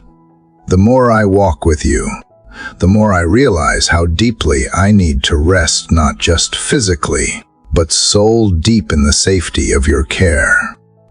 I come this morning not with striving, not with endless questions, but with a gentle surrender. I want to lay down the weight I have carried, because I know now that your hands are strong enough. Father, you know how often I have lived as if everything depended on me, on my efforts, my control, my outcomes. You have seen how tightly I have clung to responsibilities, how I have wrapped my identity around my ability to hold things together. But today, I loosen my grip. Today, I let my shoulders drop, not in defeat but in trust. I am not the savior. I am not the provider. I am not the one who never sleeps. You are, and you do not grow tired. You do not forget. You do not fail. When I wake up feeling like I am already behind, you invite me to breathe. When the day begins with noise, you call me back to stillness. When my heart begins racing toward deadlines, you speak softly, reminding me I was never made to carry burdens alone. You are the shepherd who leads gently. You are the rock that does not move.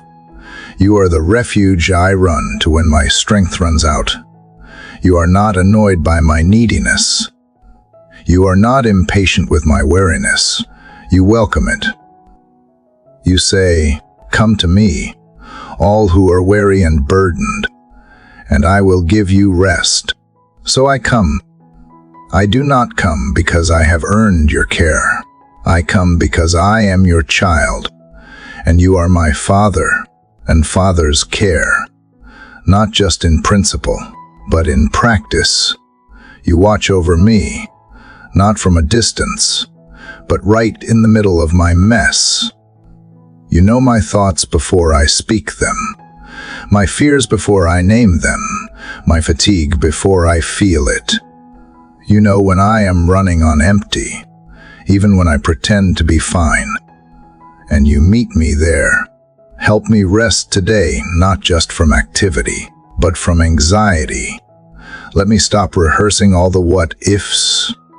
Let me stop spinning stories in my mind about how things might fall apart. Let me stop imagining worst-case scenarios and begin imagining what it would feel like to be fully safe in your care, because I am, not because I feel it all the time, but because you have said it, because you are the same yesterday, today, and forever. Father, I need that reminder today. I need to know that I can stop performing. I can stop explaining. I can stop fixing. I can sit at your feet and know that you are not measuring my worth by what I produce. You are not grading my soul on how quickly I recover from difficulty. You are not watching from the sidelines with arms crossed. You are here, and you are carrying me even when I forget to ask. Let my rest in you be the most sacred part of this day. Let it be the place where I begin again, not from pressure, but but from peace. Not because the world paused, but because I did. Let my breathing slow. Let my heart soften. Let the walls I have built to protect myself slowly come down. You are my defender. I do not need to be on guard all the time. I do not need to have the last word. I do not need to win every battle. I just need to be held.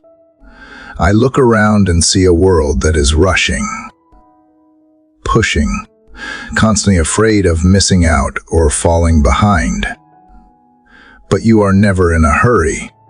You walk beside me at a pace of grace, not panic. You do not shout at me to catch up. You wait. You walk. You whisper. You bless me with margin, and you call it holy. Today, let me choose that holy pause. Let me step out of the cycle of comparison. Let me silence the voice that says, I am not doing enough. Let me trust that even in stillness, you are working. Even in my limitations, you are enough. Even when I feel unproductive, you are producing something beautiful in me, a heart that rests because it knows it is loved. Let rest be more than a break from noise. Let it be a return to truth. Let it be the sacred rhythm that reminds me who I am and whose I am. In rest, I remember that I am not alone. I am not forgotten. I am not behind. I am exactly where you have me. And that is enough. Father, help me protect this rest. Help me guard it not as a luxury, but as a necessity. Remind me that when I pause, I am not wasting time, I am aligning with eternity. I am stepping out of the frantic and into the faithful, and in that space, you speak most clearly. In that quiet, you restore my soul. Let your care be the blanket over me today. Let it be the anchor when I feel untethered. Let it be the melody under all my noise. Let it remind me that I am cradled in goodness, surrounded by mercy, and upheld by hands that never let go. Even now, Father, I feel the quiet settling in. I feel the warmth of being seen without having to perform. I feel the grace of not needing to rush. I feel the kindness of your eyes that see me not as a machine, but as your beloved. I am not defined by my pace. I am defined by your presence. And in that presence, I lay my burdens down again. Not because they disappeared, but because I was never meant to carry them alone. You walk with me, you carry me, you care for me, and that is enough. Let that be my resting place today, the shelter of your arms, the quiet of your heart, the softness of your voice saying, you are safe here. Let that truth run deeper than all my worries. Let it write peace into every cell of my being. And let that peace overflow, touching everyone I meet, not with forced positivity, but with a calm that says, I am held, and so are you. I breathe again, slowly, gratefully, into this truth. I am not alone. I am not without help. I am not without hope. I am resting in the security of your care. And in that resting, I am being made whole. Father, as I continue resting in the certainty of your care, I feel you gently leading me into the deeper waters of surrender. There is a shift happening inside me, a quiet invitation to release not just the burden of my worries, but also the grip of my need to control. And I hear you. Father, I feel the tension between trust and self-will, between holding on and letting go. And I know that control has been my crutch. I have leaned on it because I feared what would happen if I did not. But now, I see it for what it is: not strength, but striving. Not protection, but pride. And you are calling me to trade it for something better. Faith. You know how long I have clung to my timelines, my expectations, my carefully built plans. I have prayed for breakthroughs and begged for clarity, but I have also demanded your answers fit into my understanding. I have wrestled with the silence when things did not move fast enough. I have doubted when doors stayed closed. I have questioned whether you heard me at all. But in this moment, I see how tightly I have tried to control the narrative of my life. And I realize that my trust has often been conditional, dependent on how much I agreed with your pace. But you are not in a hurry, and your slowness is never absence. It is intentional. It is loving. It is layered with grace I cannot yet see. You are not late. You are not withholding. You are weaving something wiser than my vision, more beautiful than my plans. And I want to trust that. I want to stop bracing myself for disappointment. I want to stop micromanaging outcomes in the name of stewardship. I want to be free from the lie that says, if I do not make it happen, it won't happen at all. So, Father, I open my hands. I let go of the false safety of control. I surrender the timelines I have written in my head. I release the questions that never brought peace. I choose to believe that you are orchestrating things, even when I do not see progress. You are not reacting. You are initiating. You are not guessing. You are guiding. And your timing is not just accurate, it is perfect. Help me not just say I trust you, but live it. Let my actions, my patience, my tone, and even the way I wait reflect the faith I claim. Let waiting become worship, not worry. Let stillness become surrender, not stagnation. Teach me to embrace the pauses, to bless the detours, to lean into the seasons when nothing seems to change, because even there, you are present, and your presence changes everything. Father, I think of Abraham waiting for the promise, Joseph waiting in prison, David hiding in caves, and Jesus in the wilderness. None of them were forgotten. None of them wasted their waiting. You shaped them there. You refined them there. You prepared their hearts for what you had prepared for them. So if I am in a season of waiting, let it not be marked by frustration, but by formation. Let me ask, not when will it end, but what are you growing in me here? I no longer want to measure life by speed or success. I want to measure it by faithfulness. I want to trust that even delays are divine. Even slow doors are sacred. Even quiet days are full of movement unseen. I want to remember that the seed does not sprout the day it is planted. That winter is not the end of the story. That silence does not mean stillness. You are working in the soil of my soul, and though I may not feel it, something holy is taking root. Let this surrender be deeper than emotion. Let it not be dependent on mood swings or temporary breakthroughs.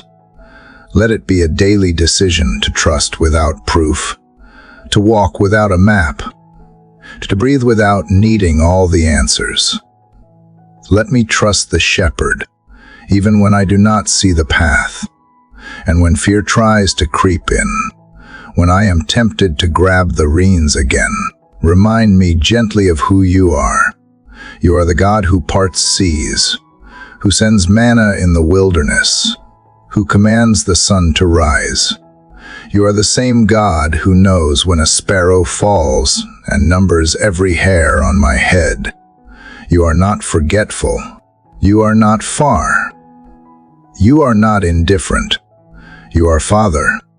You are Provider. You are trustworthy. So I surrender again today, not once and for all, but moment by moment. When the plans shift, I will breathe. When the door closes, I will wait. When the answer delays, I will worship. And when anxiety whispers that I have lost control, I will remind my heart that losing control is the beginning of real peace. Father, if there is something I am forcing, reveal it. If there is something I am grasping too tightly, help me release it. If there is something I am rushing, teach me patience. I do not want to arrive at the next season bruised by my own pushing. I want to walk with you at the pace of grace, knowing that what you have for me will not pass me by. Trust that what is meant for me will come in your time, by your hand, for your glory. I trust that no blessing will be missed when I am resting in your will. I trust that the closed doors are as loving as the open ones. I trust that even detours are under your sovereignty. I trust that you are not just writing my story, but walking with me through every sentence. So I rest, I wait, I surrender, not with clenched fists, but with open palms, not with anxiety, but with assurance, not with fear, but with faith. Let this posture of trust define me more than performance ever could. Let your timing be my tempo. Let your voice be my compass. Let your presence be my prize. And as I move through this day, let my heart whisper over and over again, I do not have to control this. God is already here. Let that truth carry me. Let it calm me. Let it remind me that surrender is not weakness. It is wisdom. It is strength. It is peace. Let that be the rhythm of my heart. Father, trusting, not striving, yielding, not grasping, resting, not rushing. For I am not alone, and I am not in charge, and that is good news. Because the one who holds all things together is holding me too, and your hands are always on time. Dear Father, in this moment of stillness, I come to you with a deep ache I cannot explain. Even though I have seen your goodness, even though I have whispered your promises back to myself in the quiet, even though I have walked through valleys and tasted glimpses of peace, there are mornings like this when I can no longer find the strength to take one more step forward. And so, Father, I come not with confidence or clarity, but with trembling. I come because I have no other place to go. I come not to run, but simply to be carried. The weight I bear today feels invisible to others, but crushing to my soul. The expectations, the wounds, the fears, the disappointments, they gather like stones in my heart. I want to be strong, but I cannot. I want to rise, but my legs give way beneath me. I want to believe without hesitation, but some days, the doubt is louder than the truth. And yet, you are still here. You do not require me to climb the mountain. You do not demand I pretend I am okay. You simply ask that I come, that I surrender, that I rest. Carry me, Father, like the shepherd who leaves the 99 to find the one sheep trembling in the dark. Carry me back to safety, not because I am good, but because you are. Not because I have earned it, but because you love without condition. Remind me that grace was made for moments like this, for those who have nothing left to offer but their tears and silent prayers. Remind me that it is not my strength that moves your heart, but my honesty. I remember the story of the friends who tore through the roof just to lower a paralyzed man into your presence. He could not move. He could not speak. He could not reach you on his own. But it was enough that he was brought to you. That is what I feel like today. Unable to walk, unable to speak with eloquence, unable to muster the kind of faith that once came easily. But maybe that is where the miracle begins, not in the healing alone, but in the humility of simply being laid before you. And so I lay myself here, quiet, needy, empty, and yet somehow still held, because you are the Father who carries, the Father who lifts the broken, the Father who bends down when we cannot rise, the Father who whispers, I know, when no one else understands. You are not distant, you are near, and I do not have to prove anything to be worthy of your embrace. I feel you now not in the thunder, but in the soft weight of silence, in the breath I did not think I could take, in the comfort that rises without explanation, in the memory of every time you carried me before, when I thought I would never make it through. You were there when I lost what I thought I needed. You were there when the door slammed shut. You were there when everyone else walked away. And you are here again. Even when I cannot walk in confidence, you walk beside me.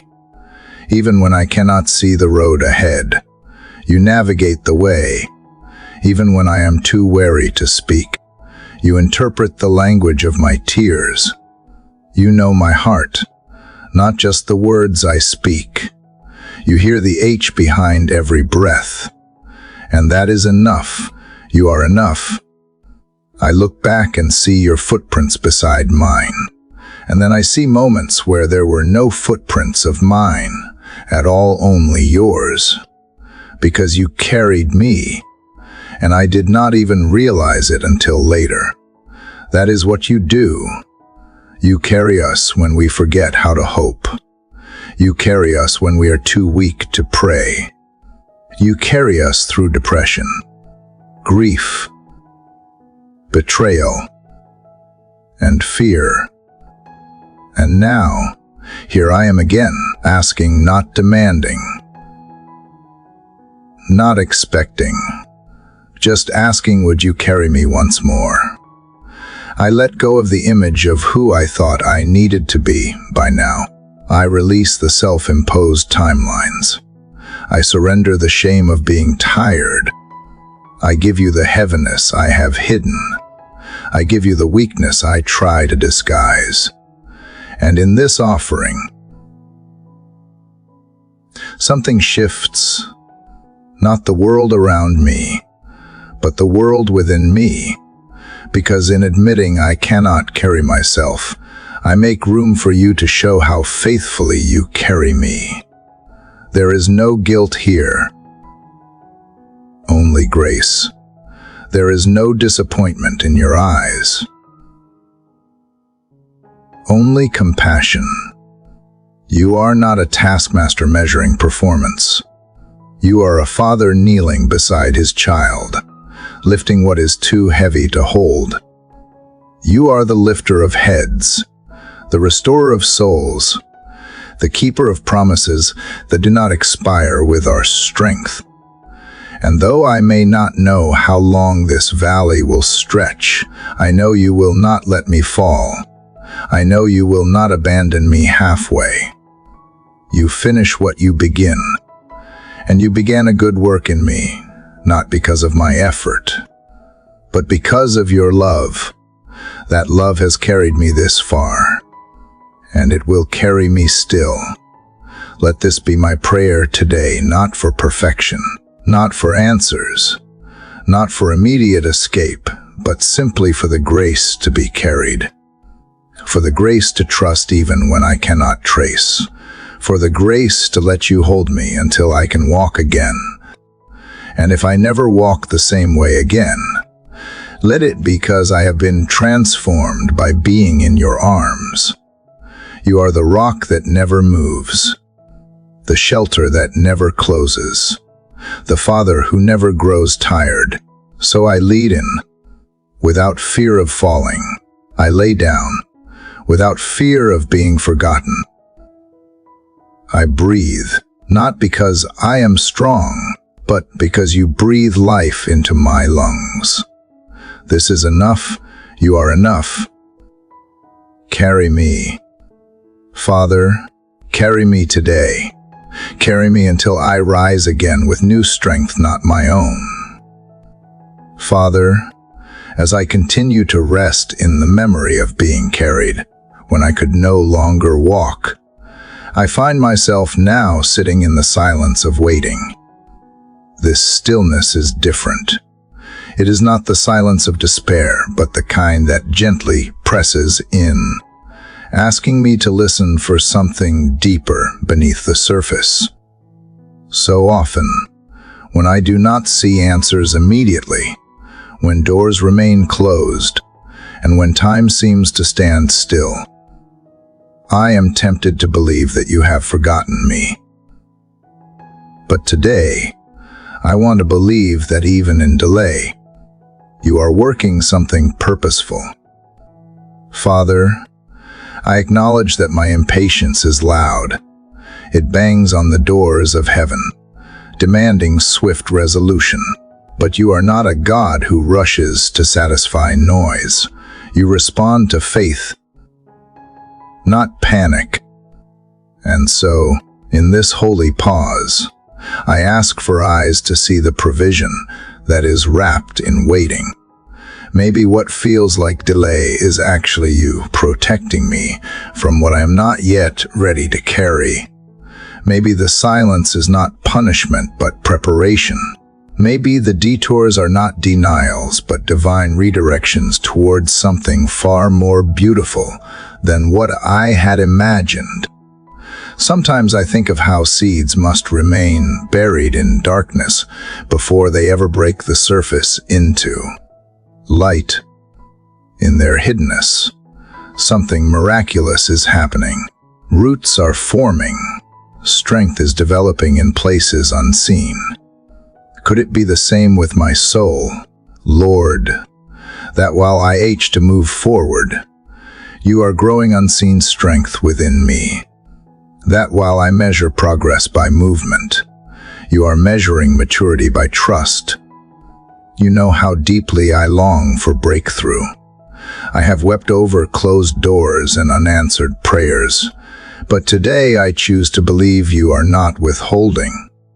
You are weaving a story where every thread, even the ones that seem tangled or delayed, has a place in the masterpiece.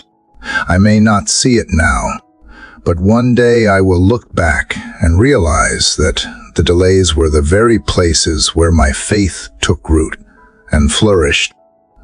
Even when I do not understand the reason behind your timing, I want to trust the heart behind it. You are not slow, as some count slowness. You are patient, desiring fullness and goodness for me. Your delays are not neglect. They are preparation.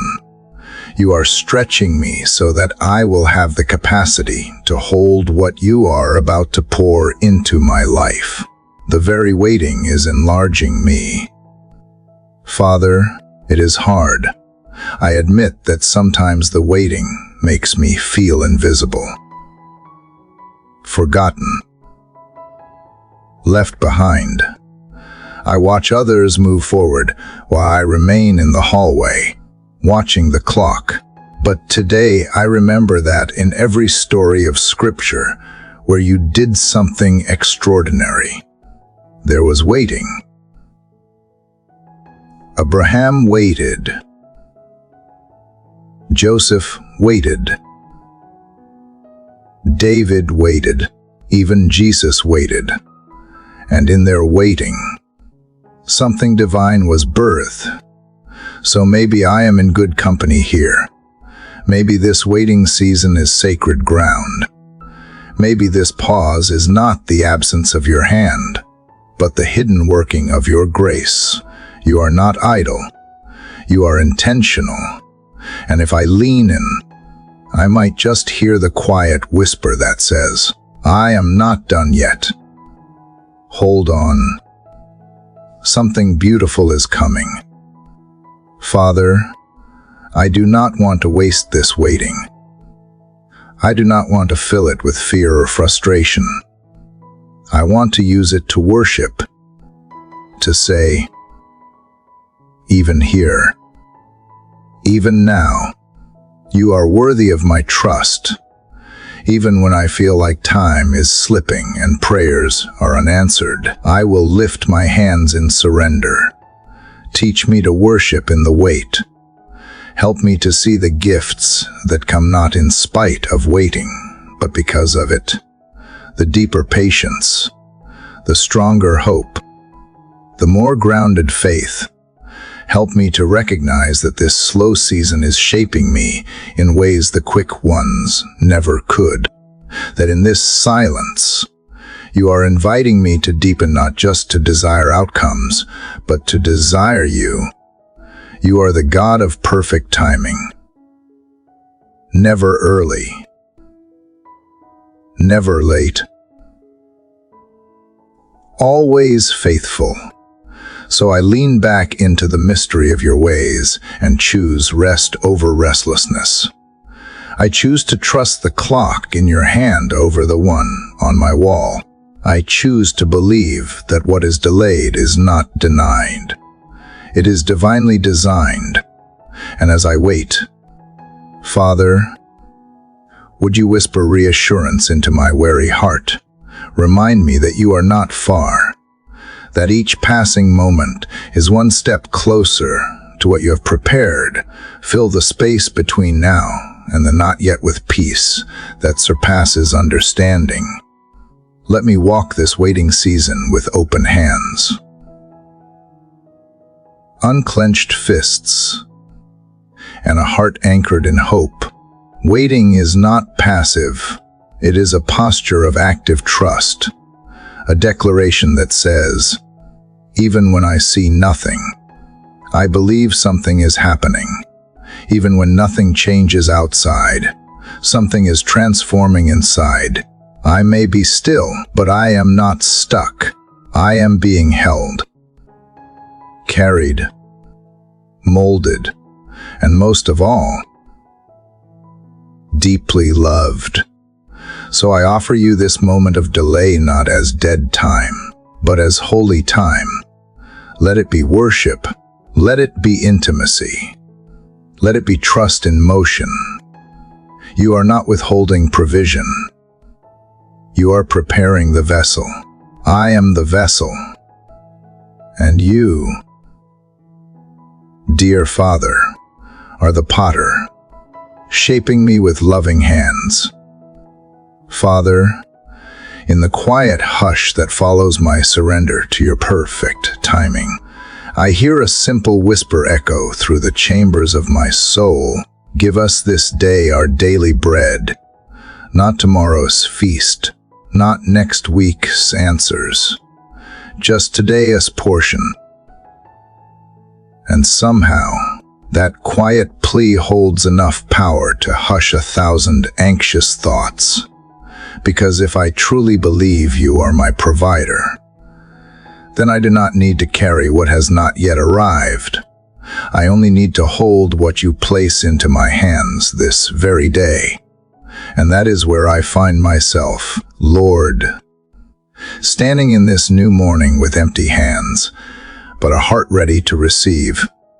You have already promised that your mercies are new each day, that I do not have to live on yesterday's leftovers or fear tomorrow's famine.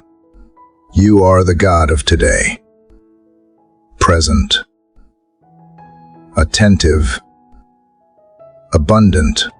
So I ask not for what is grand or extravagant, but simply what is needed to walk faithfully through this day.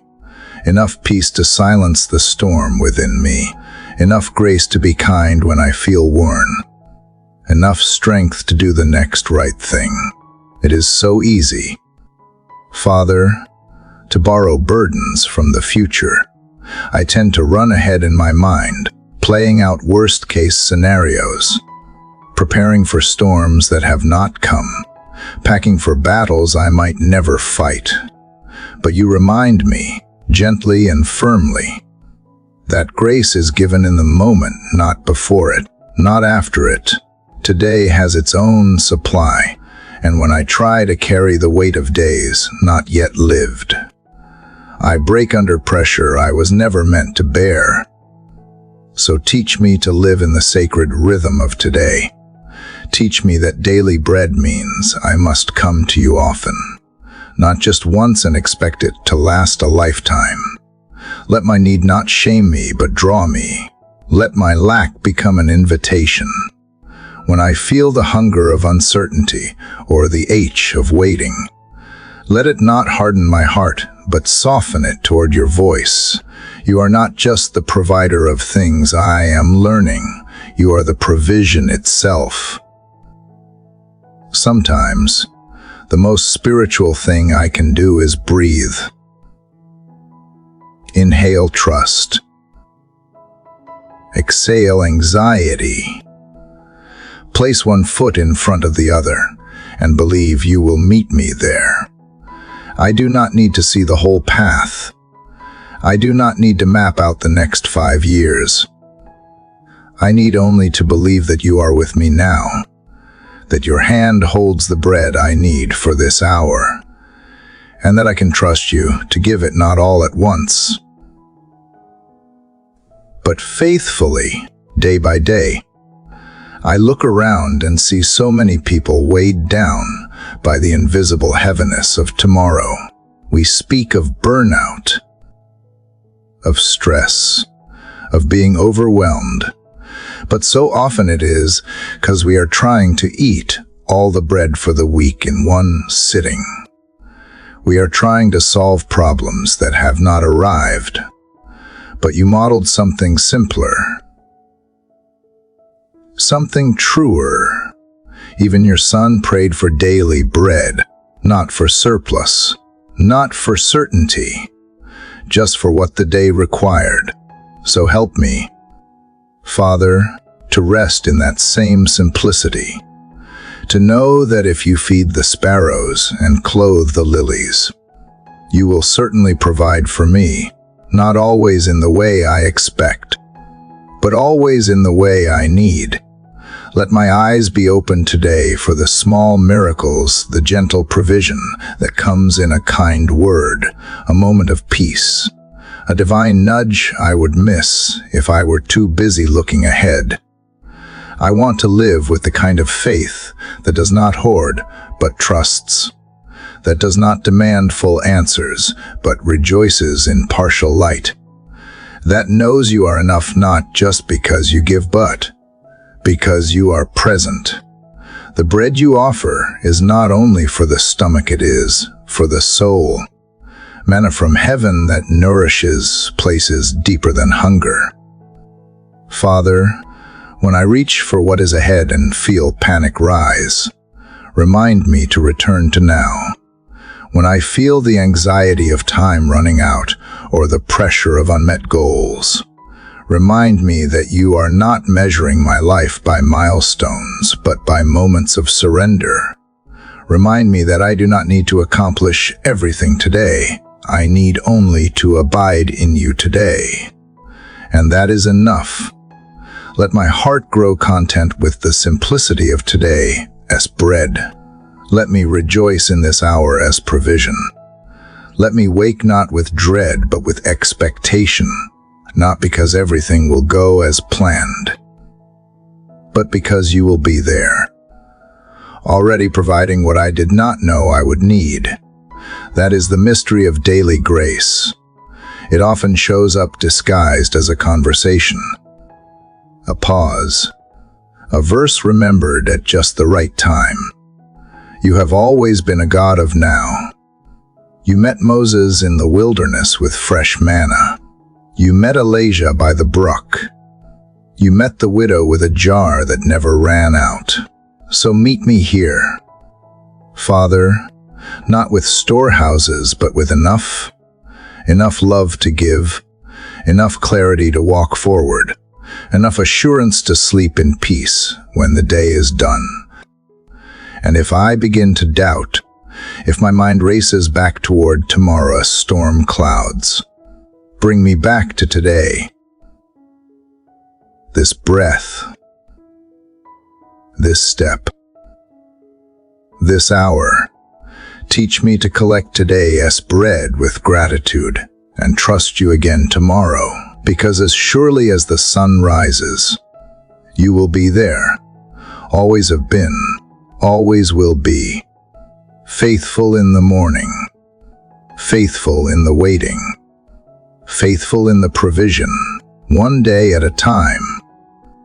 Father, even as I thank you for today's bread, I must confess how easily my heart grows restless when the heavens feel quiet. There are mornings, like this one, when I rise and there is no sign, no spark, no sudden wave of peace or confirmation. Just silence, holy, aching silence. And yet, somehow, even here, especially here, you are near. I can feel it in the stillness, though not with noise like clarity, but with the gentle press of presence that cannot be explained, only trusted. You see, Lord, after so many moments where you have answered quickly or moved visibly, I forget that provision does not always arrive with sound. Sometimes it comes wrapped in silence, a silence that does not mean you have left, but perhaps that you are doing something deeper. A silence that invites trust to take root where sight has reached its limit. A silence that trains the soul to lean in, not turn away. Father, teach me to remain here. Teach me not to run from silence or interpret it as absence. For just as seeds grow beneath the soil without fanfare, your work within me often begins in hidden places. Even when I hear nothing, you are still providing not just for my needs, but for the shaping of my soul. Your provision is not always external. Sometimes, it is the work of patience being formed inside me, or humility quietly settling into my pride. I remember, Lord, the times when answers were delayed and the wait felt unbearable, only to realize later that what I learned in the waiting was more valuable than what I thought I needed. Right away, in the silence, I heard the whisper of endurance. In the quiet, I found a sturdier faith. In the void of response, I discovered that trust is not rooted in hearing, but in knowing who you are, unchanging, faithful, and always working, even when my senses are unsure. Let me not rush past these moments. Let me sit with you in the unspoken spaces, where words are few and wonder grows. You are not a God who shouts to prove his presence.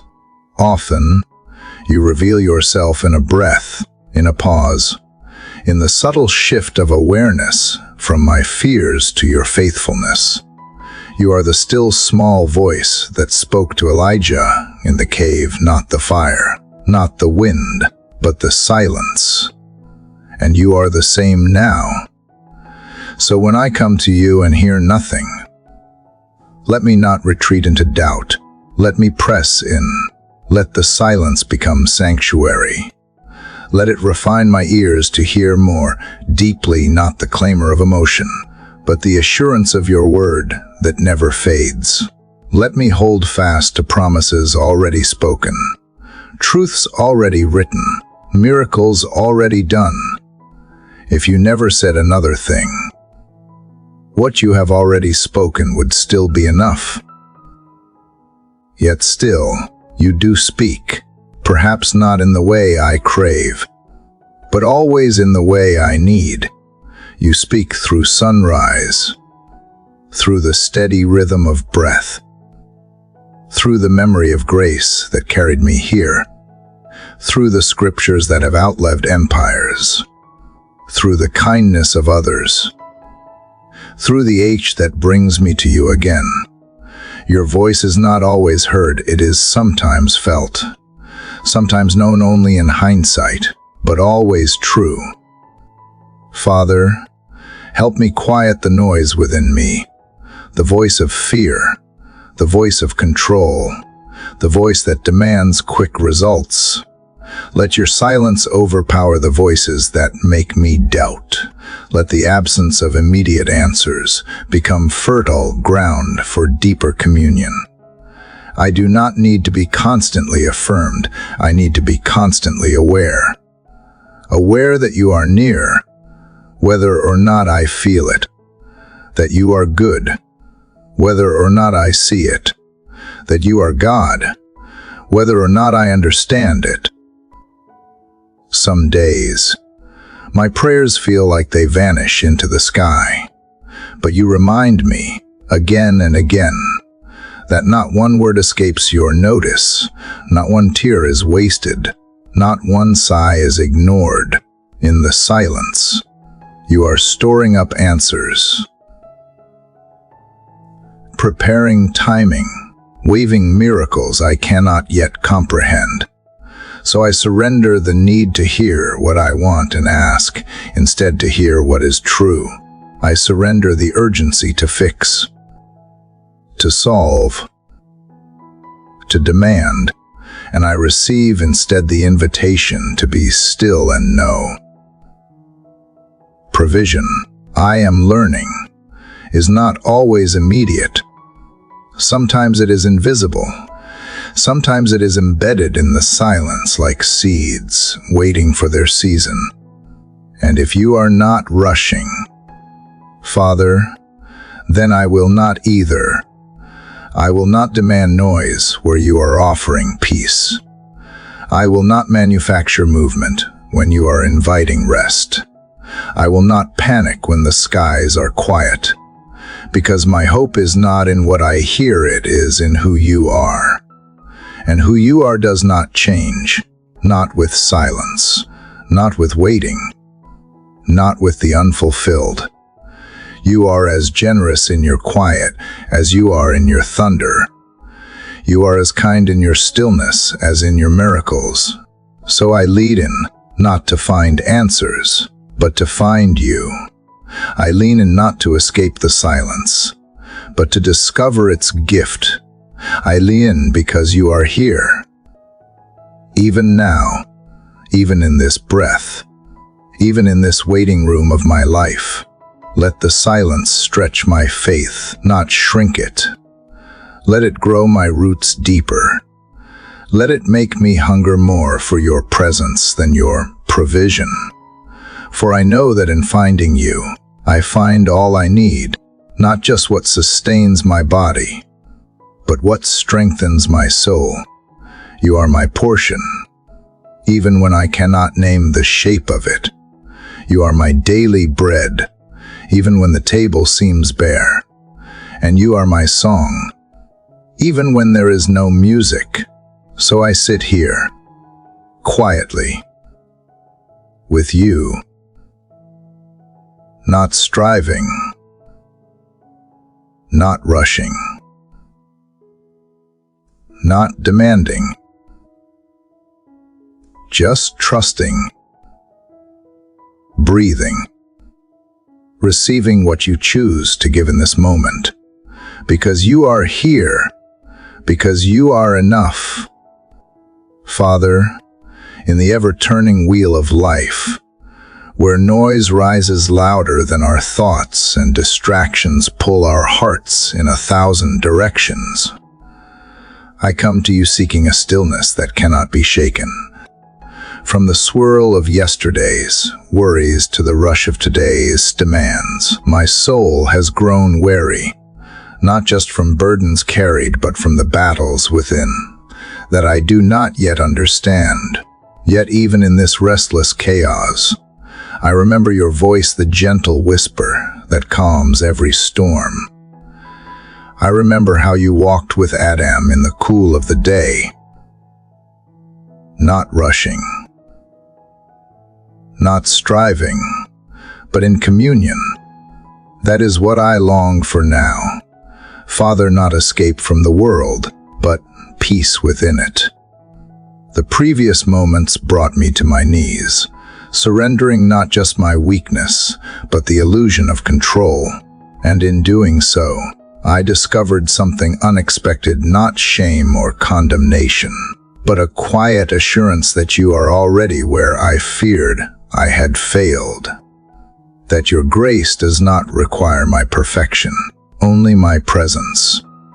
That you are the God of the now, not the God of the someday.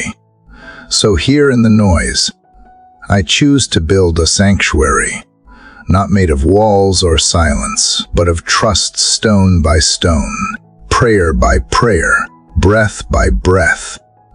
You invite me not to abandon the world, but to walk with you through it, carrying peace like a lantern in the fog.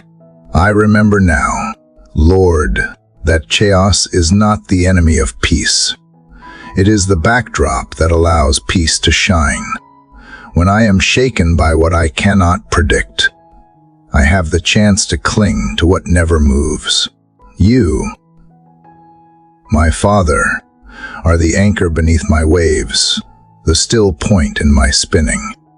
You hold me not outside of trouble, but within it, teaching me how to be unbothered in spirit, though surrounded by trials.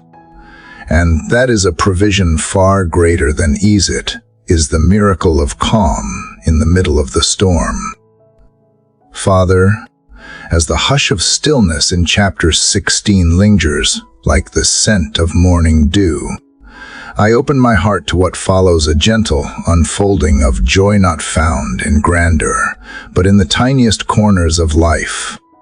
For as the chaos quiets and peace takes root, I begin to notice the world with new eyes. Where once I only saw lack, I now glimpse abundance disguised as simplicity. Where I once rushed past the ordinary, I now sense the extraordinary pulsing gently beneath it. I am learning, slowly and sometimes awkwardly, that provision is not always a flood of riches or dramatic rescue. Sometimes it is the laugh that bubbles up when I least expect it, the warm touch of sunlight across my arm, or the rhythm of a favorite song whispering through the radio. These moments shimmer like fragments of heaven. There is something sacred, Father, in the soft unfolding of a new morning, when the light catches on the rim of a teacup, when laughter echoes unexpectedly down an empty hallway, when a child's curious gaze meets mine and reminds me that delight has not been lost, only misplaced. These moments, invisible to the hurried soul, now appear as treasures offered by your hand. In these I remember you. I remember that you crafted me for wonder. I remember that joy is not always loud, it often speaks in whispers, hidden behind the mundane. I remember that in the little things, you reveal your generous heart. Joy, like dew, does not shout its arrival. It descends gently and settles silently. And yet, it nourishes. I feel my soul waking to this nourishment. A smile breaks through my morning silence, not because everything is perfect, but because you are near. This realization alone stirs in me a gratitude so quiet it could be missed, yet so profound it changes the way I walk through the day. It transforms a routine commute into sacred pilgrimage, a simple meal into Eucharist, an overlooked stranger into a miracle in motion. It teaches me to see through your eyes. When the pressure to do more looms heavy, I am learning to pause and count the glimmers of joy. The bird resting on a wire, the way steam curls from a mug, the feel of pages turning between my fingers. These are not insignificant. They are the brushstrokes of your kindness, and each is a reminder that I am still seen, still loved, still held. What a gift it is to discover that nothing is too small for your glory. Not a breath, not a leaf, not a sigh. You meet me there in the pause, in the blink, in the hush. Sometimes joy catches me off guard. It dances through ordinary places, surprising me in forgotten corners. It hums through the sound of a neighbor's hello, or lingers in the scent of rain on pavement. You are not a distant provider, orchestrating only the grand. You are the author of the delicate, the weaver of laughter into weary moments, the composer of stillness in a noisy heart. And when I finally slow down enough to receive it, I find you waiting not with rebuke, but with arms full of joy I did not earn yet desperately needed. There are days, of course, when joy feels far off, but even then, you have placed memory as a reservoir within me. I draw from it now. The day you answered a silent prayer with a parking space. The time you sent comfort through a song lyric. The moment a friend's kindness filled a chasm I did not speak aloud. These are monuments of provision too. Not because they were large, but because they were timely, tailored, personal. These glimpses build my trust in your abundance. Not because you overwhelm me with plenty, but because you meet my need with precise, present care. So teach me to rejoice not only in outcomes, but in the unfolding, in process, in seed time, not just harvest. Teach me to spot joy in discomfort, in waiting, in detours I never wanted. Even there, you are laying a table, carving beauty from the barren, and inviting me to taste and see that you are good, not will be good, not might become good, but now, already, constantly, good. I confess, Father, that my eyes often strain toward what is missing. I measure lack more easily than grace. I tally absence more readily than presence. And yet, you are faithful to interrupt me, not with rebuke, but with beauty. You plant daffodils beside cracked sidewalks, paint skies in lavender and fire, send children's laughter rolling like thunder through sleepy afternoons. You offer these not as distractions, but as anchors, anchors to joy, anchors to the truth that life is more than tasks or trials, or even triumphs. Life is the breath you give and the joy you seed in quiet soil.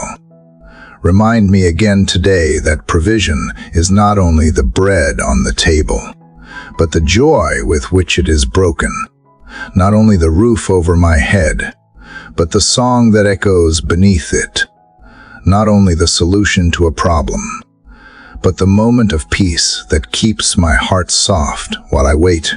Let me lean into joy not as a luxury, but as necessity, as spiritual oxygen. Let me see joy not as proof of blessing, but as a pathway back to you. And when sorrow lingers or fear threatens to drown it out, let joy become defiance. Let it rise not naive, not blind, but bold. Let it say, even here, I will find you. Let it bloom in hospital rooms and anxious nights, in cracked plans and uncertain tomorrows. Let it declare, you are still good.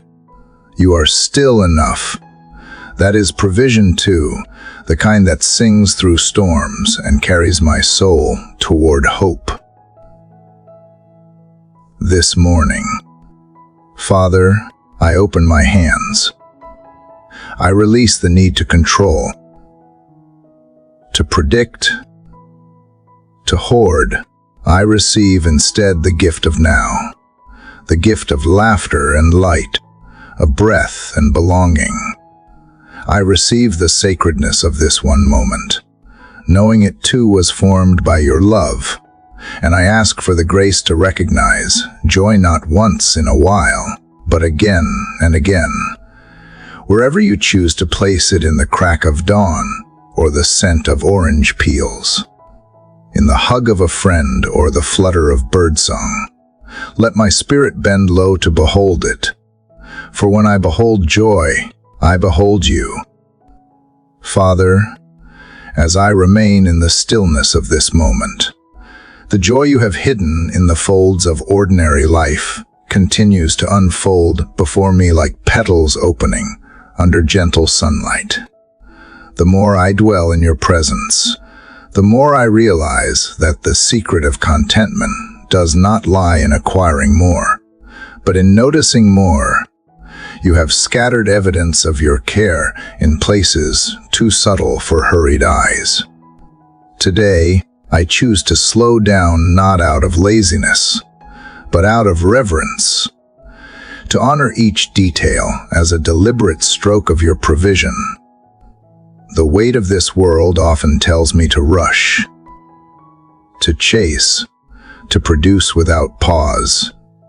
But you, Father, teach me to see with unhurried eyes, to notice how the sunlight shifts across the floor, to feel the way a breeze brushes against my face, like a whispered reminder that I am alive, that I am known.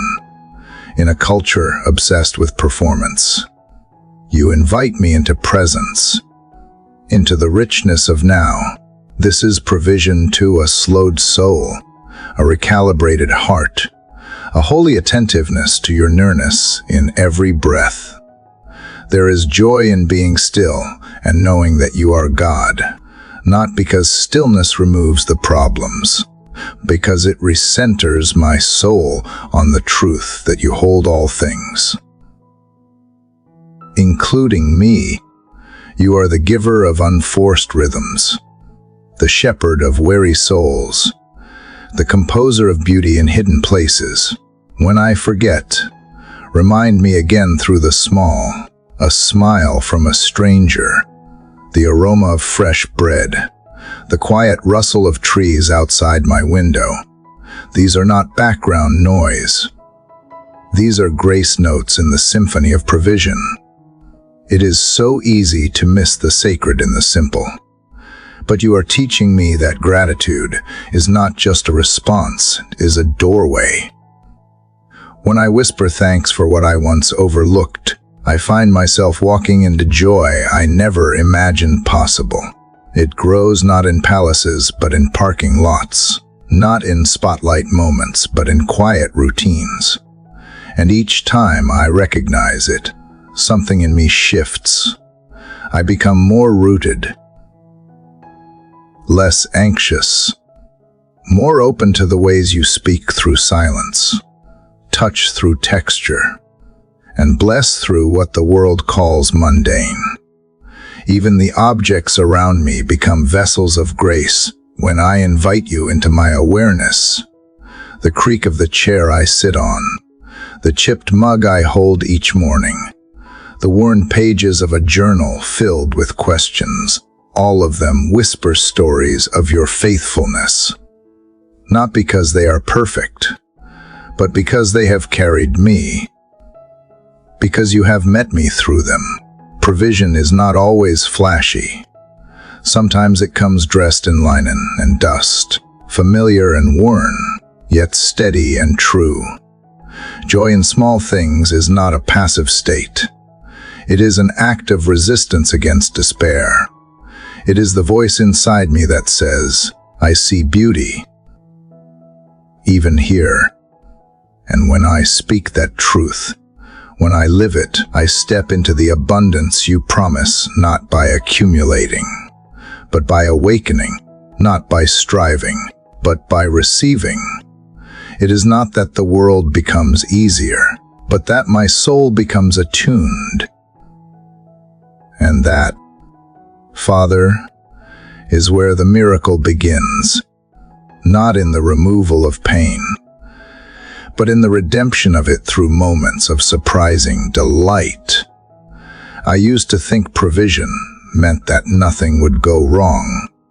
Now I see that provision means I am never alone, even when things go wrong. It means I can sit in the rubble and still find light. I can weep and still feel held. I can lose and still believe I am cared for.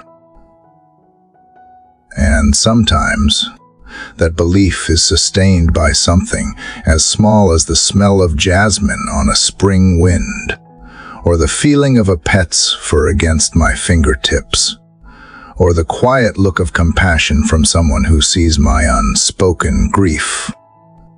Father, help me protect these tender joys from being drowned by cynicism. Guard my heart against the lie that joy is naive. Show me that joy is not escapism, but courage, the courage to rejoice in what is real. The bravery to believe that goodness endures, even when shadows fall. Joy is not ignorance. It is revelation. It is seeing through the lens of grace and knowing that even the tiniest bloom in the dirt has purpose. Even the faintest smile has value. Even the unnoticed act of kindness echoes in eternity. Let this day be shaped by that kind of joy, a joy that does not depend on circumstance, but springs from intimacy with you.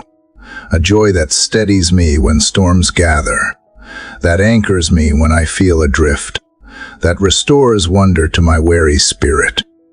Let my life become a declaration that small things matter. Not because they are flashy, but because you inhabit them. And where you are, joy cannot help but grow. Teach me to celebrate even unfinished things. The project still in progress. The prayer not yet answered. The wound still healing. Let me honor the process as much as the product. Knowing you are the God of beginnings, middles, and ends, let each stage of the journey become an invitation to notice, to wonder, to praise. And when my hands feel empty, let my heart remain open to what you are doing in secret. Let my laughter today be full-bodied and unashamed, not because life is without hardship, but because your joy is stronger than fear. Let my posture be upright, not because I have it all figured out, but because I know who walks with me. Let my words be seasoned with light, my gaze softened by compassion, my movements colored by peace. Let every act, no matter how ordinary, become an echo of gratitude for the countless invisible ways you sustain me. And when night falls again, may I look back not only at what I accomplished, but at how I lived. Did I pause to savor? Did I marvel at a leaf turning red? Did I say thank you for the rain? Did I allow a moment of beauty to interrupt my business? If so, then I will know that I lived in the awareness of your provision, not just for my needs, but for my joy. For you, Father, are not only provider, you are joy giver, and I, your child, am learning to receive both. Dear Heavenly Father, even as the quiet morning unfolds, I can sense your nearness pressing gently against the edges of my spirit. The weight I carried yesterday no longer feels as heavy, not because the problems vanished, because your presence has begun to fill the hollow places within me. I find myself resting in this sacred stillness, where you meet me not with a thunderous voice, but with the soft hush that stills my frantic thoughts. I pause here, longing not for answers, but simply for more of you. Father, how is it that your presence, though invisible, feels more real than the chair beneath me, more certain than the sunrise that returns each day without fail? I am beginning to remember how you walked with those before me, Elijah in the cave, David in the pasture, Hannah at the temple steps, and how each of them felt the brush of your breath when they thought they were alone. Today, I lean into that same breath. Let it surround me, steady me, speak to me. In the H of waiting, you have become the anchor, not in dramatic breakthroughs, but in the quiet assurance that you are here. You were always here, were not you, even when I could not see you through the fog of grief, or hear you above the noise of my worries. And now that I am still truly still, I can hear the whisper again. It is not urgent or loud. It is not even instructive. It just says, I am with you. And somehow, that is enough. Father, there is something sacred about simply being with you, without agenda. No list of needs today. No strategy for breakthrough. Just you and me, and the holy space between my heart and yours. It is as though my soul has remembered something it always knew but had forgotten in the storm. That you are not waiting at the finish line. You have been walking beside me the entire way. I see now that healing does not always arrive in a single moment, but in the quiet companionship of your spirit over time, like how rivers carve valleys not by force, but by constant presence. That is what you are to me now, a steady stream of kindness, shaping me. Your nearness is my restoration. I do not have to strive to get back to where I was before the hardship, because with you here, I am exactly where I need to be.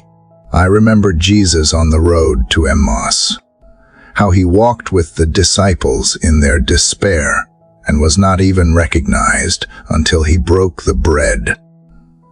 Maybe that is what you are doing with me, two walking quietly beside me, even when I am blind to your glory.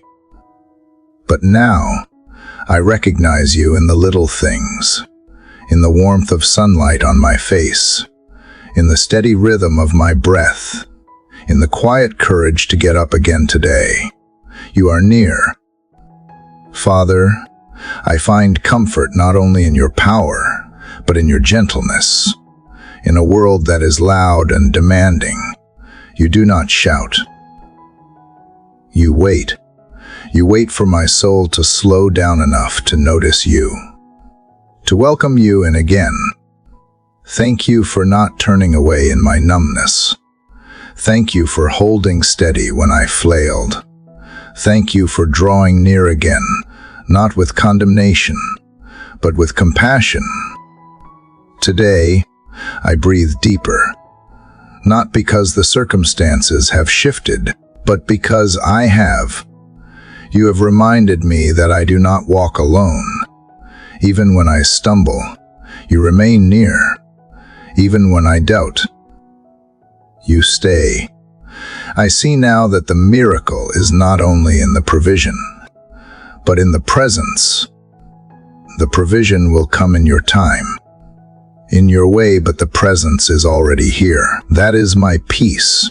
I lift my eyes again, not with frantic desperation, but with a quiet trust. You are the shade at my right hand. You are the whisper in the wind. You are the calm beneath the chaos. You are near, and that changes everything. I1T chase signs. I1T demand answers. I will sit here, in this still moment, and receive the gift of your nearness as my first provision for the day. Let this awareness carry me through what lies ahead. Let it shape how I speak, how I listen, how I move through the world. Let it soften my impatience, steady my pace, and remind me that proximity to you is the safest place I could ever be. I do not need to perform to keep you close. I only need to open the door of my soul, and you enter freely, joyfully, lovingly. So I open that door again this morning, and I find you already waiting. You have been here all along. Father, even as the winds of life grow fierce and unpredictable, I come to you now not in panic, but in stillness. Not in frenzy, but with quiet hope, in the shelter of your presence. I find that I do not need to defend myself against every storm. You are my strong tower, my hiding place when the shadows grow long and fear attempts to overtake my heart.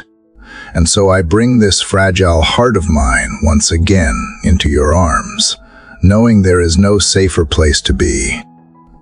In the moments when my strength begins to wane, I remember that you never grow weary. You are the God who neither sleeps nor slumbers. You guard my soul in the midnight hour and watch over me, even when I am unaware of the dangers as pressing near. How many times, Father, have you shielded me from unseen harm, orchestrated delays to protect me, or closed doors that were never meant to be opened? I confess that I have often misunderstood these moments, mistaking protection for punishment, or silence for absence. But today, I choose to trust that your hand is always for me, even when it does not move the way I hoped. The world around me may shout its worries, but I quiet myself beneath the whisper of your peace. I do not need to have all the answers when I know the one who holds the answers. I do not need to understand the path if I am walking with the shepherd who knows the terrain. You said that your rod and your staff would comfort me, not confuse me. So I rest in that truth, even when my eyes cannot yet see the destination. Father, help me to live today as someone who believes you are enough, not just on the mountain when life is going well, but in the dry valleys where provision seems scarce. Remind me that scarcity is not the absence of blessing, but an invitation to deeper reliance, just as the widow poured out her last jar of oil and found it never empty. Help me to pour out what I have and trust you to refill it. I do not want to cling to resources, plans, or control. I want to cling to you alone. I know that fear often disguises itself as wisdom. It tells me to hold back, to hoard, to plan for every possible disaster. But you never asked me to live from fear. You asked me to walk by faith, so I lay down the heavy burden of what if and pick up the piece of even if the money does not come, even if the answer is delayed, even if the road grows harder still. You remain good. You remain faithful. You remain with me. The safest place is not in certainty. The safest place is in your will. I have learned this not from comfort, but from experience. It was in the darkest nights that your light became most visible. It was in the moments I felt undone that your strength held me together. So now I do not pray for the easy road, but for the faithful one. Lead me in the way that draws me closer to you, even if it is steep, narrow, or slow. Father, I know that your provision is not always what I picture, but it is always what I need. You give daily bread, not monthly supplies, so that I learn to come to you often. You give enough for this moment, and then invite me to return tomorrow. This rhythm of grace and trust humbles my pride and teaches my heart to stay soft. It teaches me that I am not in charge of the universe, and I was never meant to be. What peace that brings! I rest not only in your provision, but in the character of the one who provides. You are not a distant God tossing down blessings from the clouds. You are here. You are near. You are the Father who prepares a table for me in the presence of my enemies, who anoints my head with oil, who causes my cup to overflow. I can sleep at night because I know you are awake, working on my behalf, weaving together what I cannot yet comprehend. And so I entrust to you what I cannot control, the unknowns of tomorrow, the weight of unmet needs, the people I love who are hurting. I hand over to you the worry that tries to burrow its way into my thoughts. I speak to my soul and say, "Be still, for He is God." I choose stillness over striving, worship over worry, rest over resistance, even as I rest. Father, keep my spirit alert to your movements. Help me to recognize the small signs of your provision. A word of encouragement, a door that opens unexpectedly, strength that returns after prayer, a sudden peace in the middle of chaos. May I not miss the miracles, because they arrive wrapped in ordinary moments. Tune my heart to see you at work in places I once overlooked. And while I wait for the fulfillment of prayers I have whispered in the dark, remind me that waiting is not wasting. In the waiting, you are refining me. You are deepening my roots. You are preparing me not just for the provision, but for the responsibility that comes with it.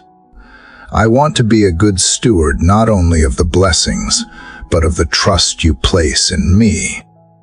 Teach me to trust you not just for outcomes, but in process. Not only when the answer is yes, but when it is wait. I release my clenched fists and lift open hands to heaven. Whatever you place in them, I will receive with gratitude. Whatever you withhold, I will surrender with faith. You are enough, Father, more than enough, in every storm, in every silence, in every stretch of desert and every valley of decision. You remain the anchor for my soul. You remain the song in the night and the light on my path.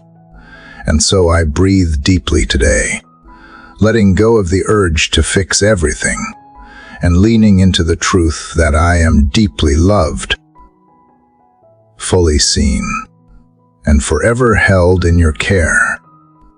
Father, even now, as I sit quietly before you, I sense the weight of the unknown stretching before me like a long, winding road cloaked in morning fog. The path is not clear. The steps ahead are not laid out plainly.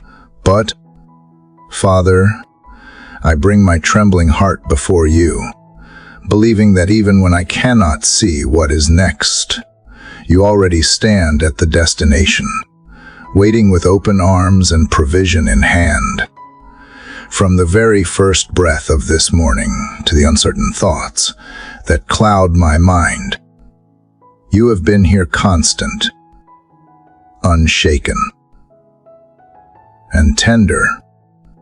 Father, continuing from where I left off yesterday, I want to lean deeper into the assurance that comes not from knowing the plan, but from knowing the planner. You, who carved rivers through rock, who spoke light into being, are not confused about my life, even in seasons when silence lingers longer than I would wish, even when doors close and answers remain out of reach. I believe you are still working behind the veil of the unseen, and so I rest, not because I have it all figured out, but because I trust that you do. Sometimes, God, I admit that I chase after clarity more than I chase after closeness with you. I want signs, not surrender. I ask for maps, not moments of stillness. But today, in this sacred space of prayer, I lay down my need to control. I release the grasp I have on outcomes and embrace the truth that your ways are higher than mine, and your timing is always perfect. Even delay has purpose in your kingdom. Even detours carry divine direction. Father, I think of the manna you provided in the wilderness, just enough for each day, not a stockpile, not a surplus, but sufficient for the moment. That is the rhythm you teach me to trust in, a daily dependence, a holy humility, where I come to you not because I am strong, but precisely because I am not. I may not know how you will provide or when, but I believe that you will, and that belief, Father, is not rooted in wishful thinking. It is anchored in the history of your faithfulness, both in my life and throughout generations. Today, as I walk into another chapter of the unknown, I do not ask for a detailed itinerary. I simply ask for the courage to follow your voice one step at a time. I ask for ears sensitive to your whisper, a heart soft enough to be moved by your spirit, and hands ready to receive whatever portion you place before me. Let me not grow bitter when the path wins unexpectedly. Let me not grow weary when the wait feels long. Instead, let trust rise like the sun, steady and quiet, casting light even in the shadows of uncertainty. Father, I confess that there have been moments when I doubted your provision simply because it did not arrive in the way I imagined, but you are not confined to my expectations. You surprise me with grace in the form of closed doors that protected me. You comfort me through the voices of strangers and the embrace of unexpected kindness. You feed my soul in secret places where no one else sees. Teach me to recognize the fingerprints of your mercy, even when they appear in unfamiliar shapes. Sometimes, God, your provision looks like strength to endure rather than rescue. It looks like peace in the storm instead of escape from it. It looks like wisdom birthed from waiting. And while these answers may not come wrapped in comfort, they are rich with purpose. Help me to trust that you waste nothing, not the tears, not the delays, not even the broken dreams. You gather each fragment and redeem it into something far greater than I could ask or imagine. Father, you do not require me to have unshakable faith. You simply invite me to bring what little I have. Like the boy with 5 loaves and 2 fish, I offer my meager trust to you today. Take it. Multiply it. Nourish others through it. Let my life be an altar where you are glorified, not because I have all the answers, because I cling to you in the questions. Even now, as I breathe in the stillness of this morning, I realize that trust is not a feeling, it is a decision. It is waking up and choosing again to believe that you are good, even when the news says otherwise. It is believing that you are near, even when I feel alone. It is declaring that you are my provider, even when I am standing in the middle of what feels like lack. And in that decision, Father, I find peace not because the storm has stopped, but because you are in the boat with me. Teach me to trust not just in your provision, but in your heart. Remind me that you withhold no good thing from those who walk uprightly, even when what I call good does not align with what you know is best. Refine my desires until they reflect your priorities. Shape my prayers until they echo your will, and in doing so, let me walk with boldness, not because the road is easy, but because you are faithful. Let my life be a testimony of trust in the unseen. Let my voice carry the sound of confidence, not in self, but in a Savior who never fails. Let my actions reflect the security of knowing that I am held by hands that will never let me go. And even if I stumble, even if I doubt, draw me back with cords of love that are stronger than my fear. As I prepare to step into the rest of this day, I do not ask for ease, I ask for endurance. I do not demand certainty, I desire closeness. And most of all, I pray that every word, every thought, and every step I take today would be rooted in the quiet assurance that you are enough.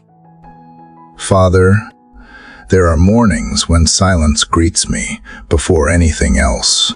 The house is still, the world outside barely stirs, and in that hush, I become aware of the longing within me, a deep yearning for your voice.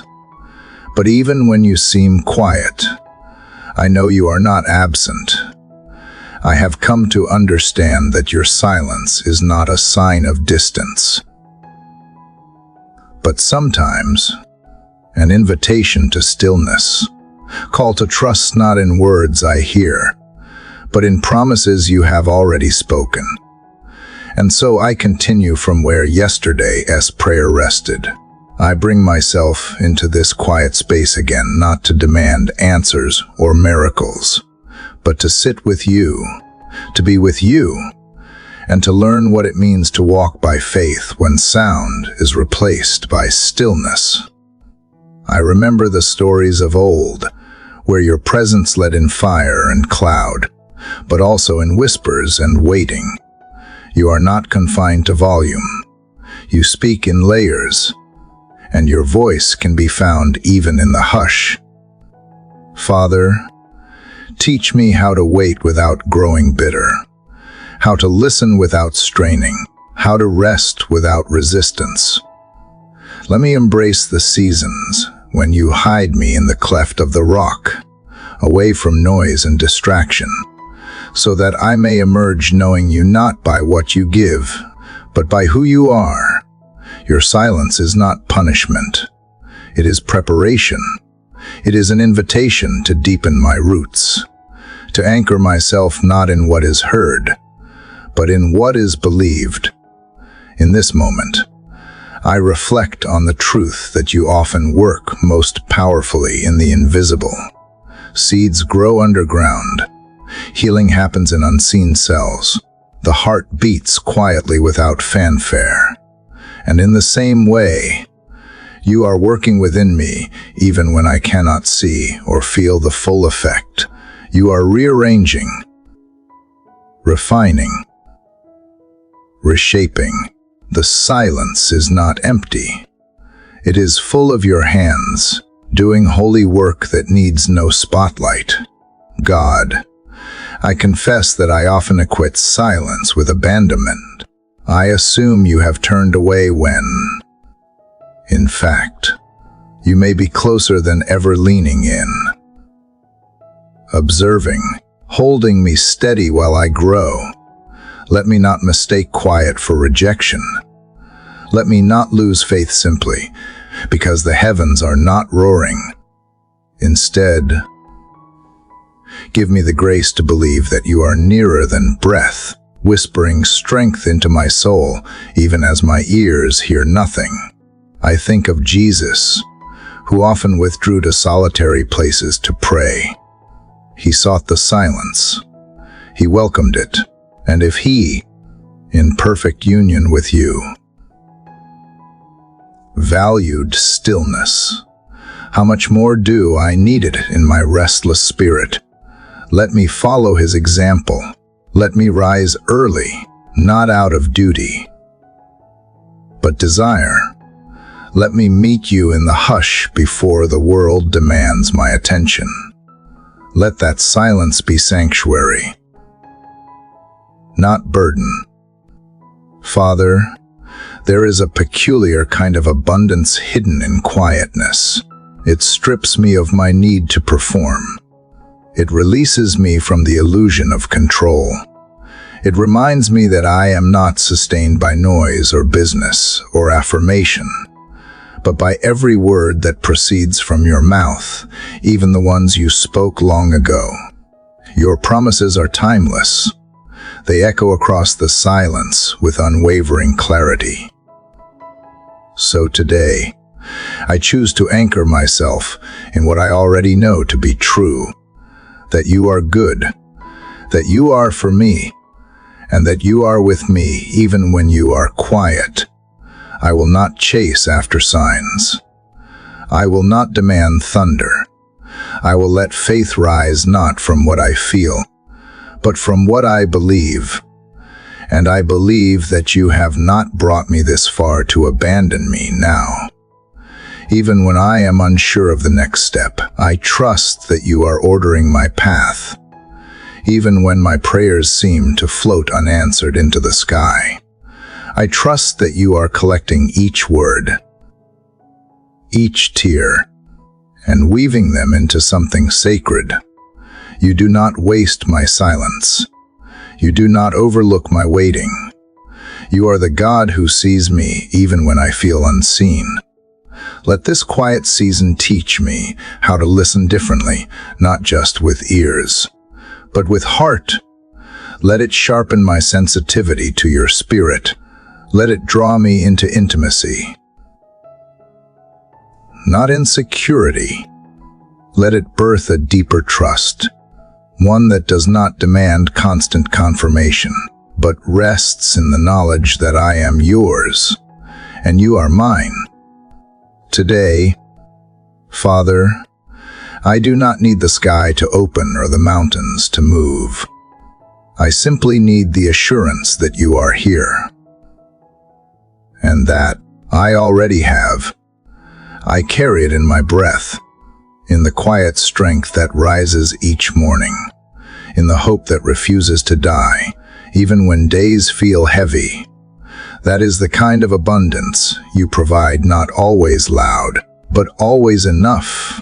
So, as I move into this day, I will walk with a quiet confidence, not because I have figured it all out, but because I trust the one who has, not because I feel strong, because I know where my help comes from.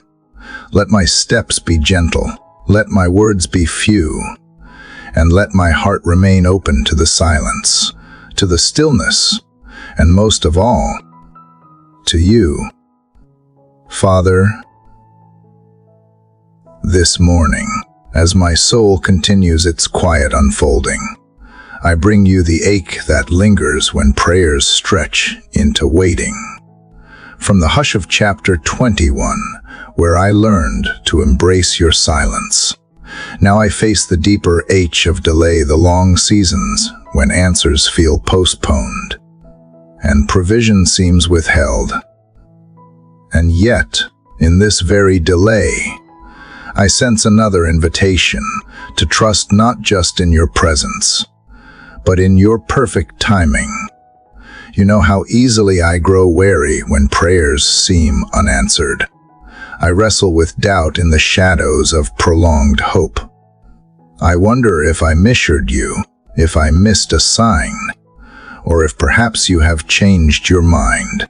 But deep within, I know that your promises are not broken by time. They do not expire. They unfold precisely when they are meant to, no sooner, no later. So today I surrender the timelines I have created in my mind, the milestones I have set, the schedules I have imagined, the breakthroughs I have prayed for according to my own calendar. I place them all at your feet, not in resignation, but in trust, because delay is not denial, and just as winter is not death, but preparation, so too is this waiting a holy pause where you are preparing me for what you have prepared for me.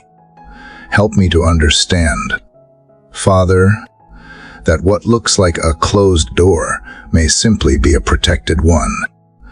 That what appears to be silence may actually be strategy.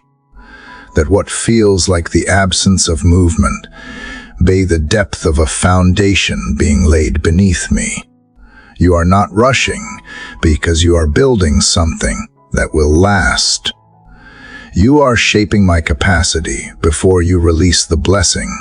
I reflect on Joseph in the prison, David in the wilderness, Hannah in her barren years. You were not idle in their waiting. You were forging character, deepening trust, preparing platforms they could not yet imagine. So if you did it for them, surely you are doing it for me. Let that truth be my nourishment today. God, my faith is not in results, but in you, not in deadlines, but in destiny, not in what I receive, but in who you are. You are never late. You are always working, even when I cannot see. And even in this delay, I trust that you are not only preparing the provision, but preparing me to carry it well. I ask for patience, not the kind that merely endures, but the kind that believes, the kind that rejoices in what is coming, even when it has not arrived, the kind that sees waiting as an opportunity to grow deeper, not bitter, the kind that recognizes that trust is proven not in abundance received, but in worship offered during the drought. Father, I know how easily the human heart drifts toward despair when expectations go unmet. But you are teaching me that true provision is not merely having what I want when I want it. It is knowing that I am not alone in the gap between the promise and its fulfillment. It is having the assurance that you are in the delay with me, whispering strength into every hour of longing. And so, rather than anxiously counting the days, I choose to count on your faithfulness. Rather than measuring how long it has been, I will measure how deeply I have grown.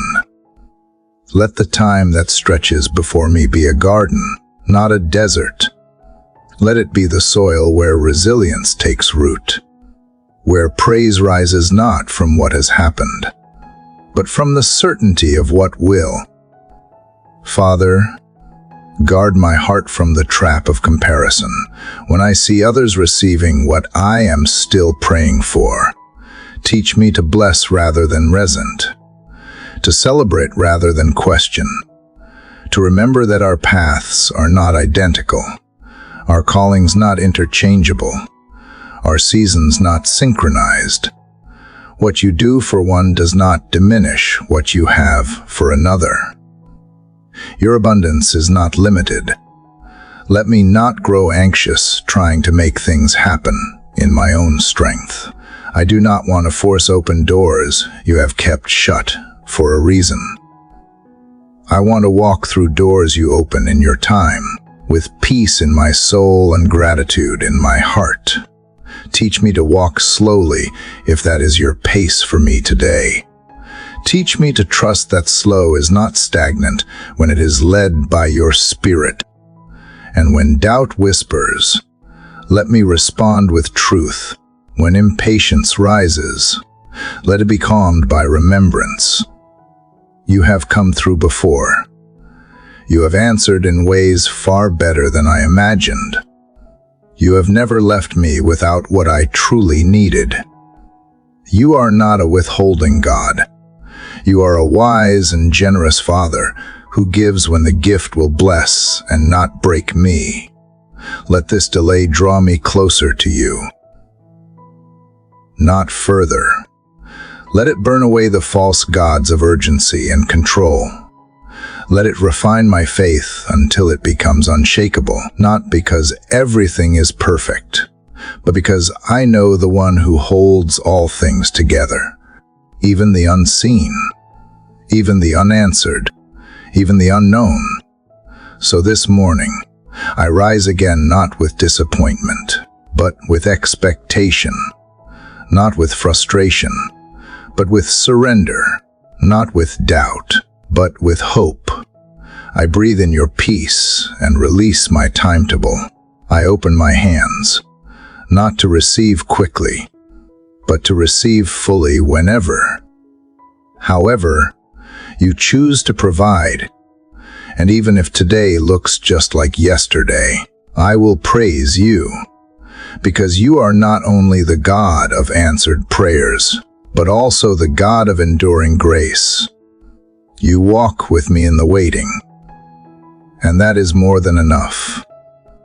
Father, even as I rise into the weight of this new day, I feel the unrest that swirls around and within me. It is not just the noise of the world, but the tension that builds in my own soul, a kind of inner trembling that seeks stability yet finds none in the things I once counted on. And yet, I hear your whisper reminding me that peace is not the absence of noise, but the presence of trust. So I come again this morning, not with answers, but with the H to anchor myself in you amid the chaos. The world feels unpredictable. My circumstances shift like sand beneath my feet. What once seemed secure can vanish overnight, and what I had neatly planned can unravel before I take a step. But you, Father, are not shaken. You do not panic. You do not scramble to fix or react. You are steady. You are the calm in the storm, the stillness in the swirl, the voice that quiets the raging sea within me. So today, I choose to trust not because I understand, but because I know you, because you are the one who hovers over chaos and brings forth beauty, the one who steps into confusion and speaks clarity, the one who is not surprised by any of this. If I could see what you see, I would rest. So give me the grace to trust even when I cannot yet see. I bring you the fractured pieces of my mind's scattered thoughts, restless fears, unfinished stories. I bring you the headlines that disturb me, the voices that compete for my focus, the distractions that fracture my spirit. And I lay them all before you, not to pretend they do not exist, but to acknowledge that they are too heavy for me alone. Only you can carry the weight of a world that never stops spinning. And still, in the spinning, I want to stand firm. So root me in your truth, not my feelings.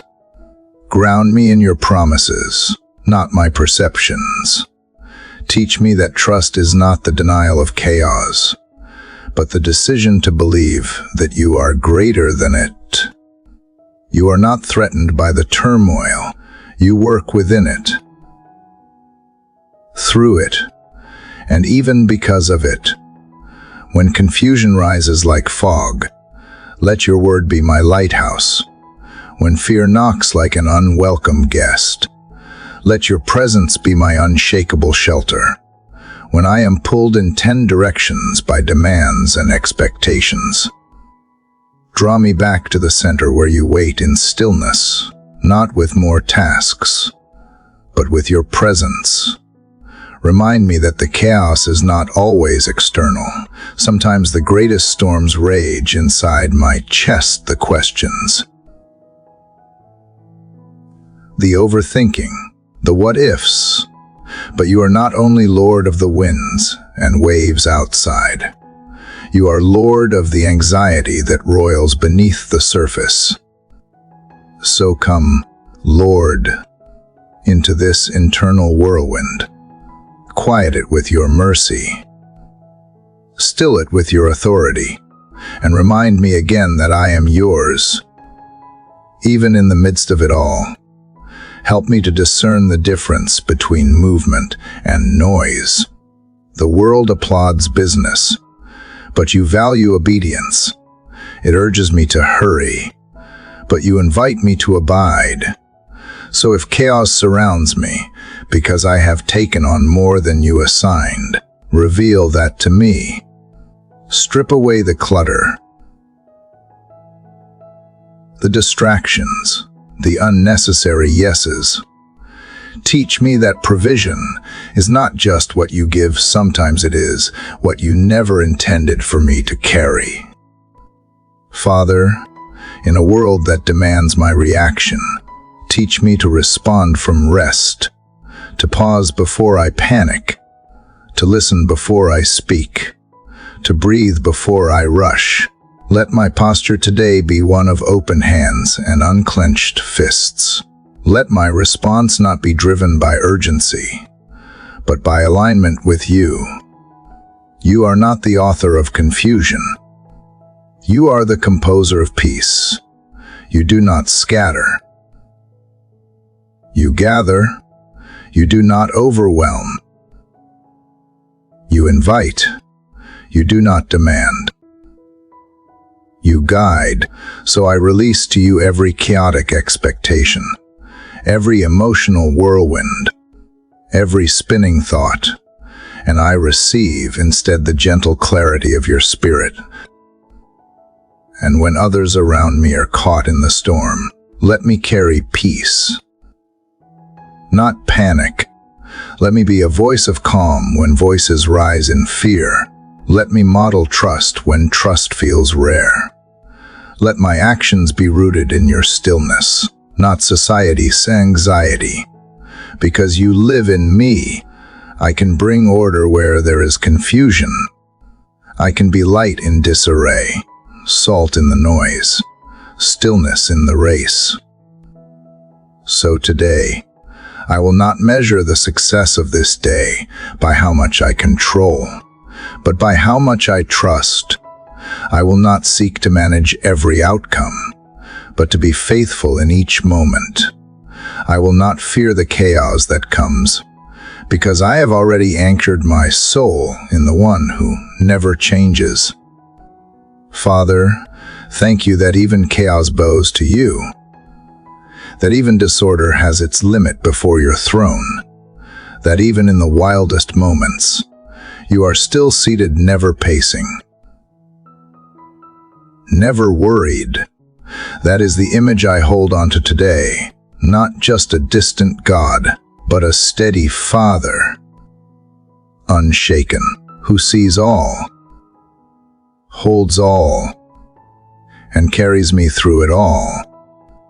Father, as this long morning journey of trust nears its quiet close, my heart turns again toward you, not with finality, but with fullness.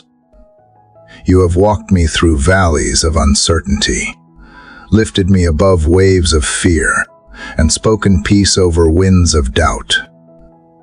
And now, as I sit with all that has been prayed and poured out, I sense you still whispering, not the end of something, but the continuation of everything. Your provision has not run dry. It never will. In every chapter of these mornings, you have revealed more of who you are: a faithful provider, a gentle guide, an anchor in storm and stillness alike. Not one prayer was wasted, not one breath unheard. Even when I struggled to find words, you received the quiet ache of my spirit and answered it with your presence. And now, on this final morning in our shared rhythm of reflection, I come not to say goodbye, but to breathe deeper still. The trust we have built together is not a result of answers, but of presence. Not because you have explained everything, but because you have never left. I have seen you in small provisions and grand moments, in silent mercies and loud breakthroughs. I have watched you use ordinary days to shape extraordinary hope. And I know now, more than ever, that trust is not a fragile wish, but a firm foundation. You have taught me to walk not by sight, but by faith shaped through devotion. Not blind faith, but a faith rooted in the evidence of your faithfulness. Each new sunrise no longer brings the anxiety of the unknown, but the assurance of your unfolding plan. I step into what I cannot see with confidence, not because I am strong, but because you go before me.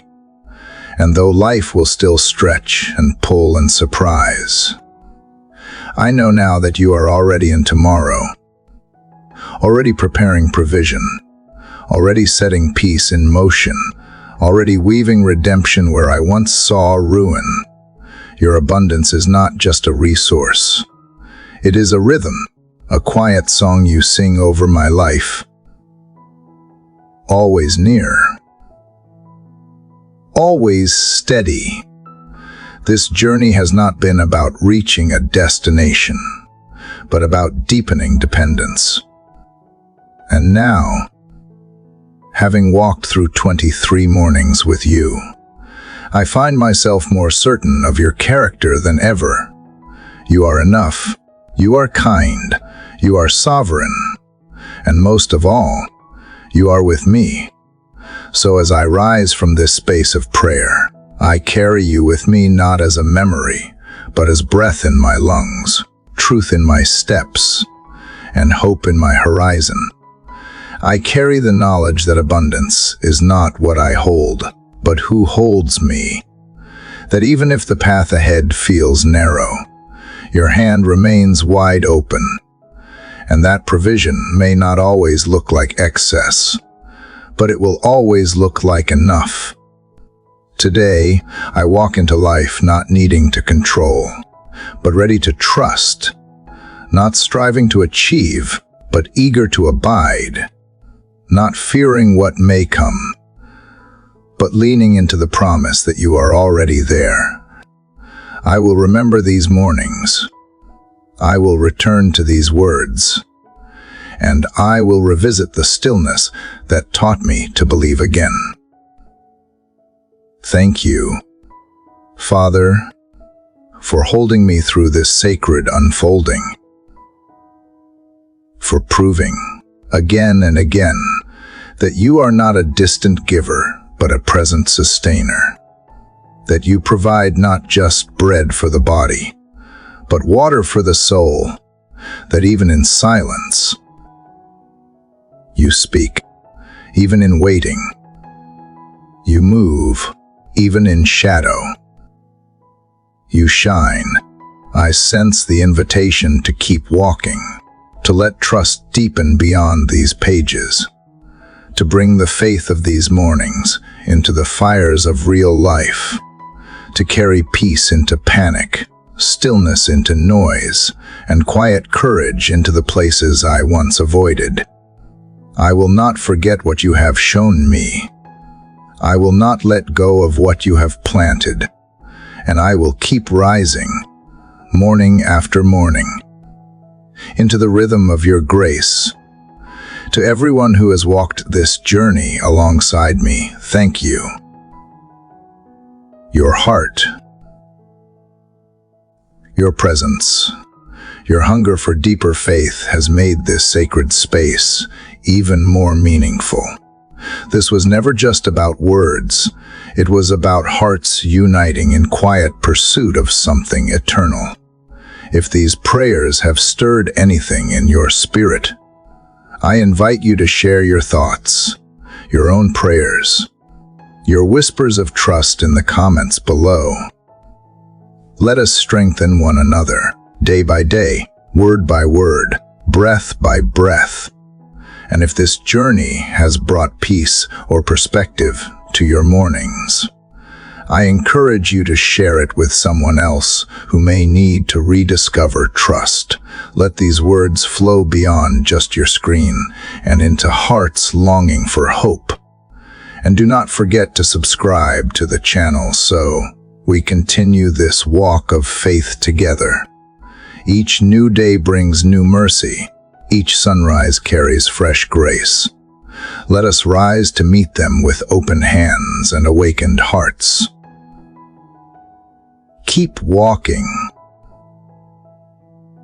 Keep trusting. Keep returning to the source. And as you go forth, may the light of morning break gently upon your path, the breeze of divine peace brush across your soul, and the quiet stream of God's presence run steadily within you, soft, unending, and alive.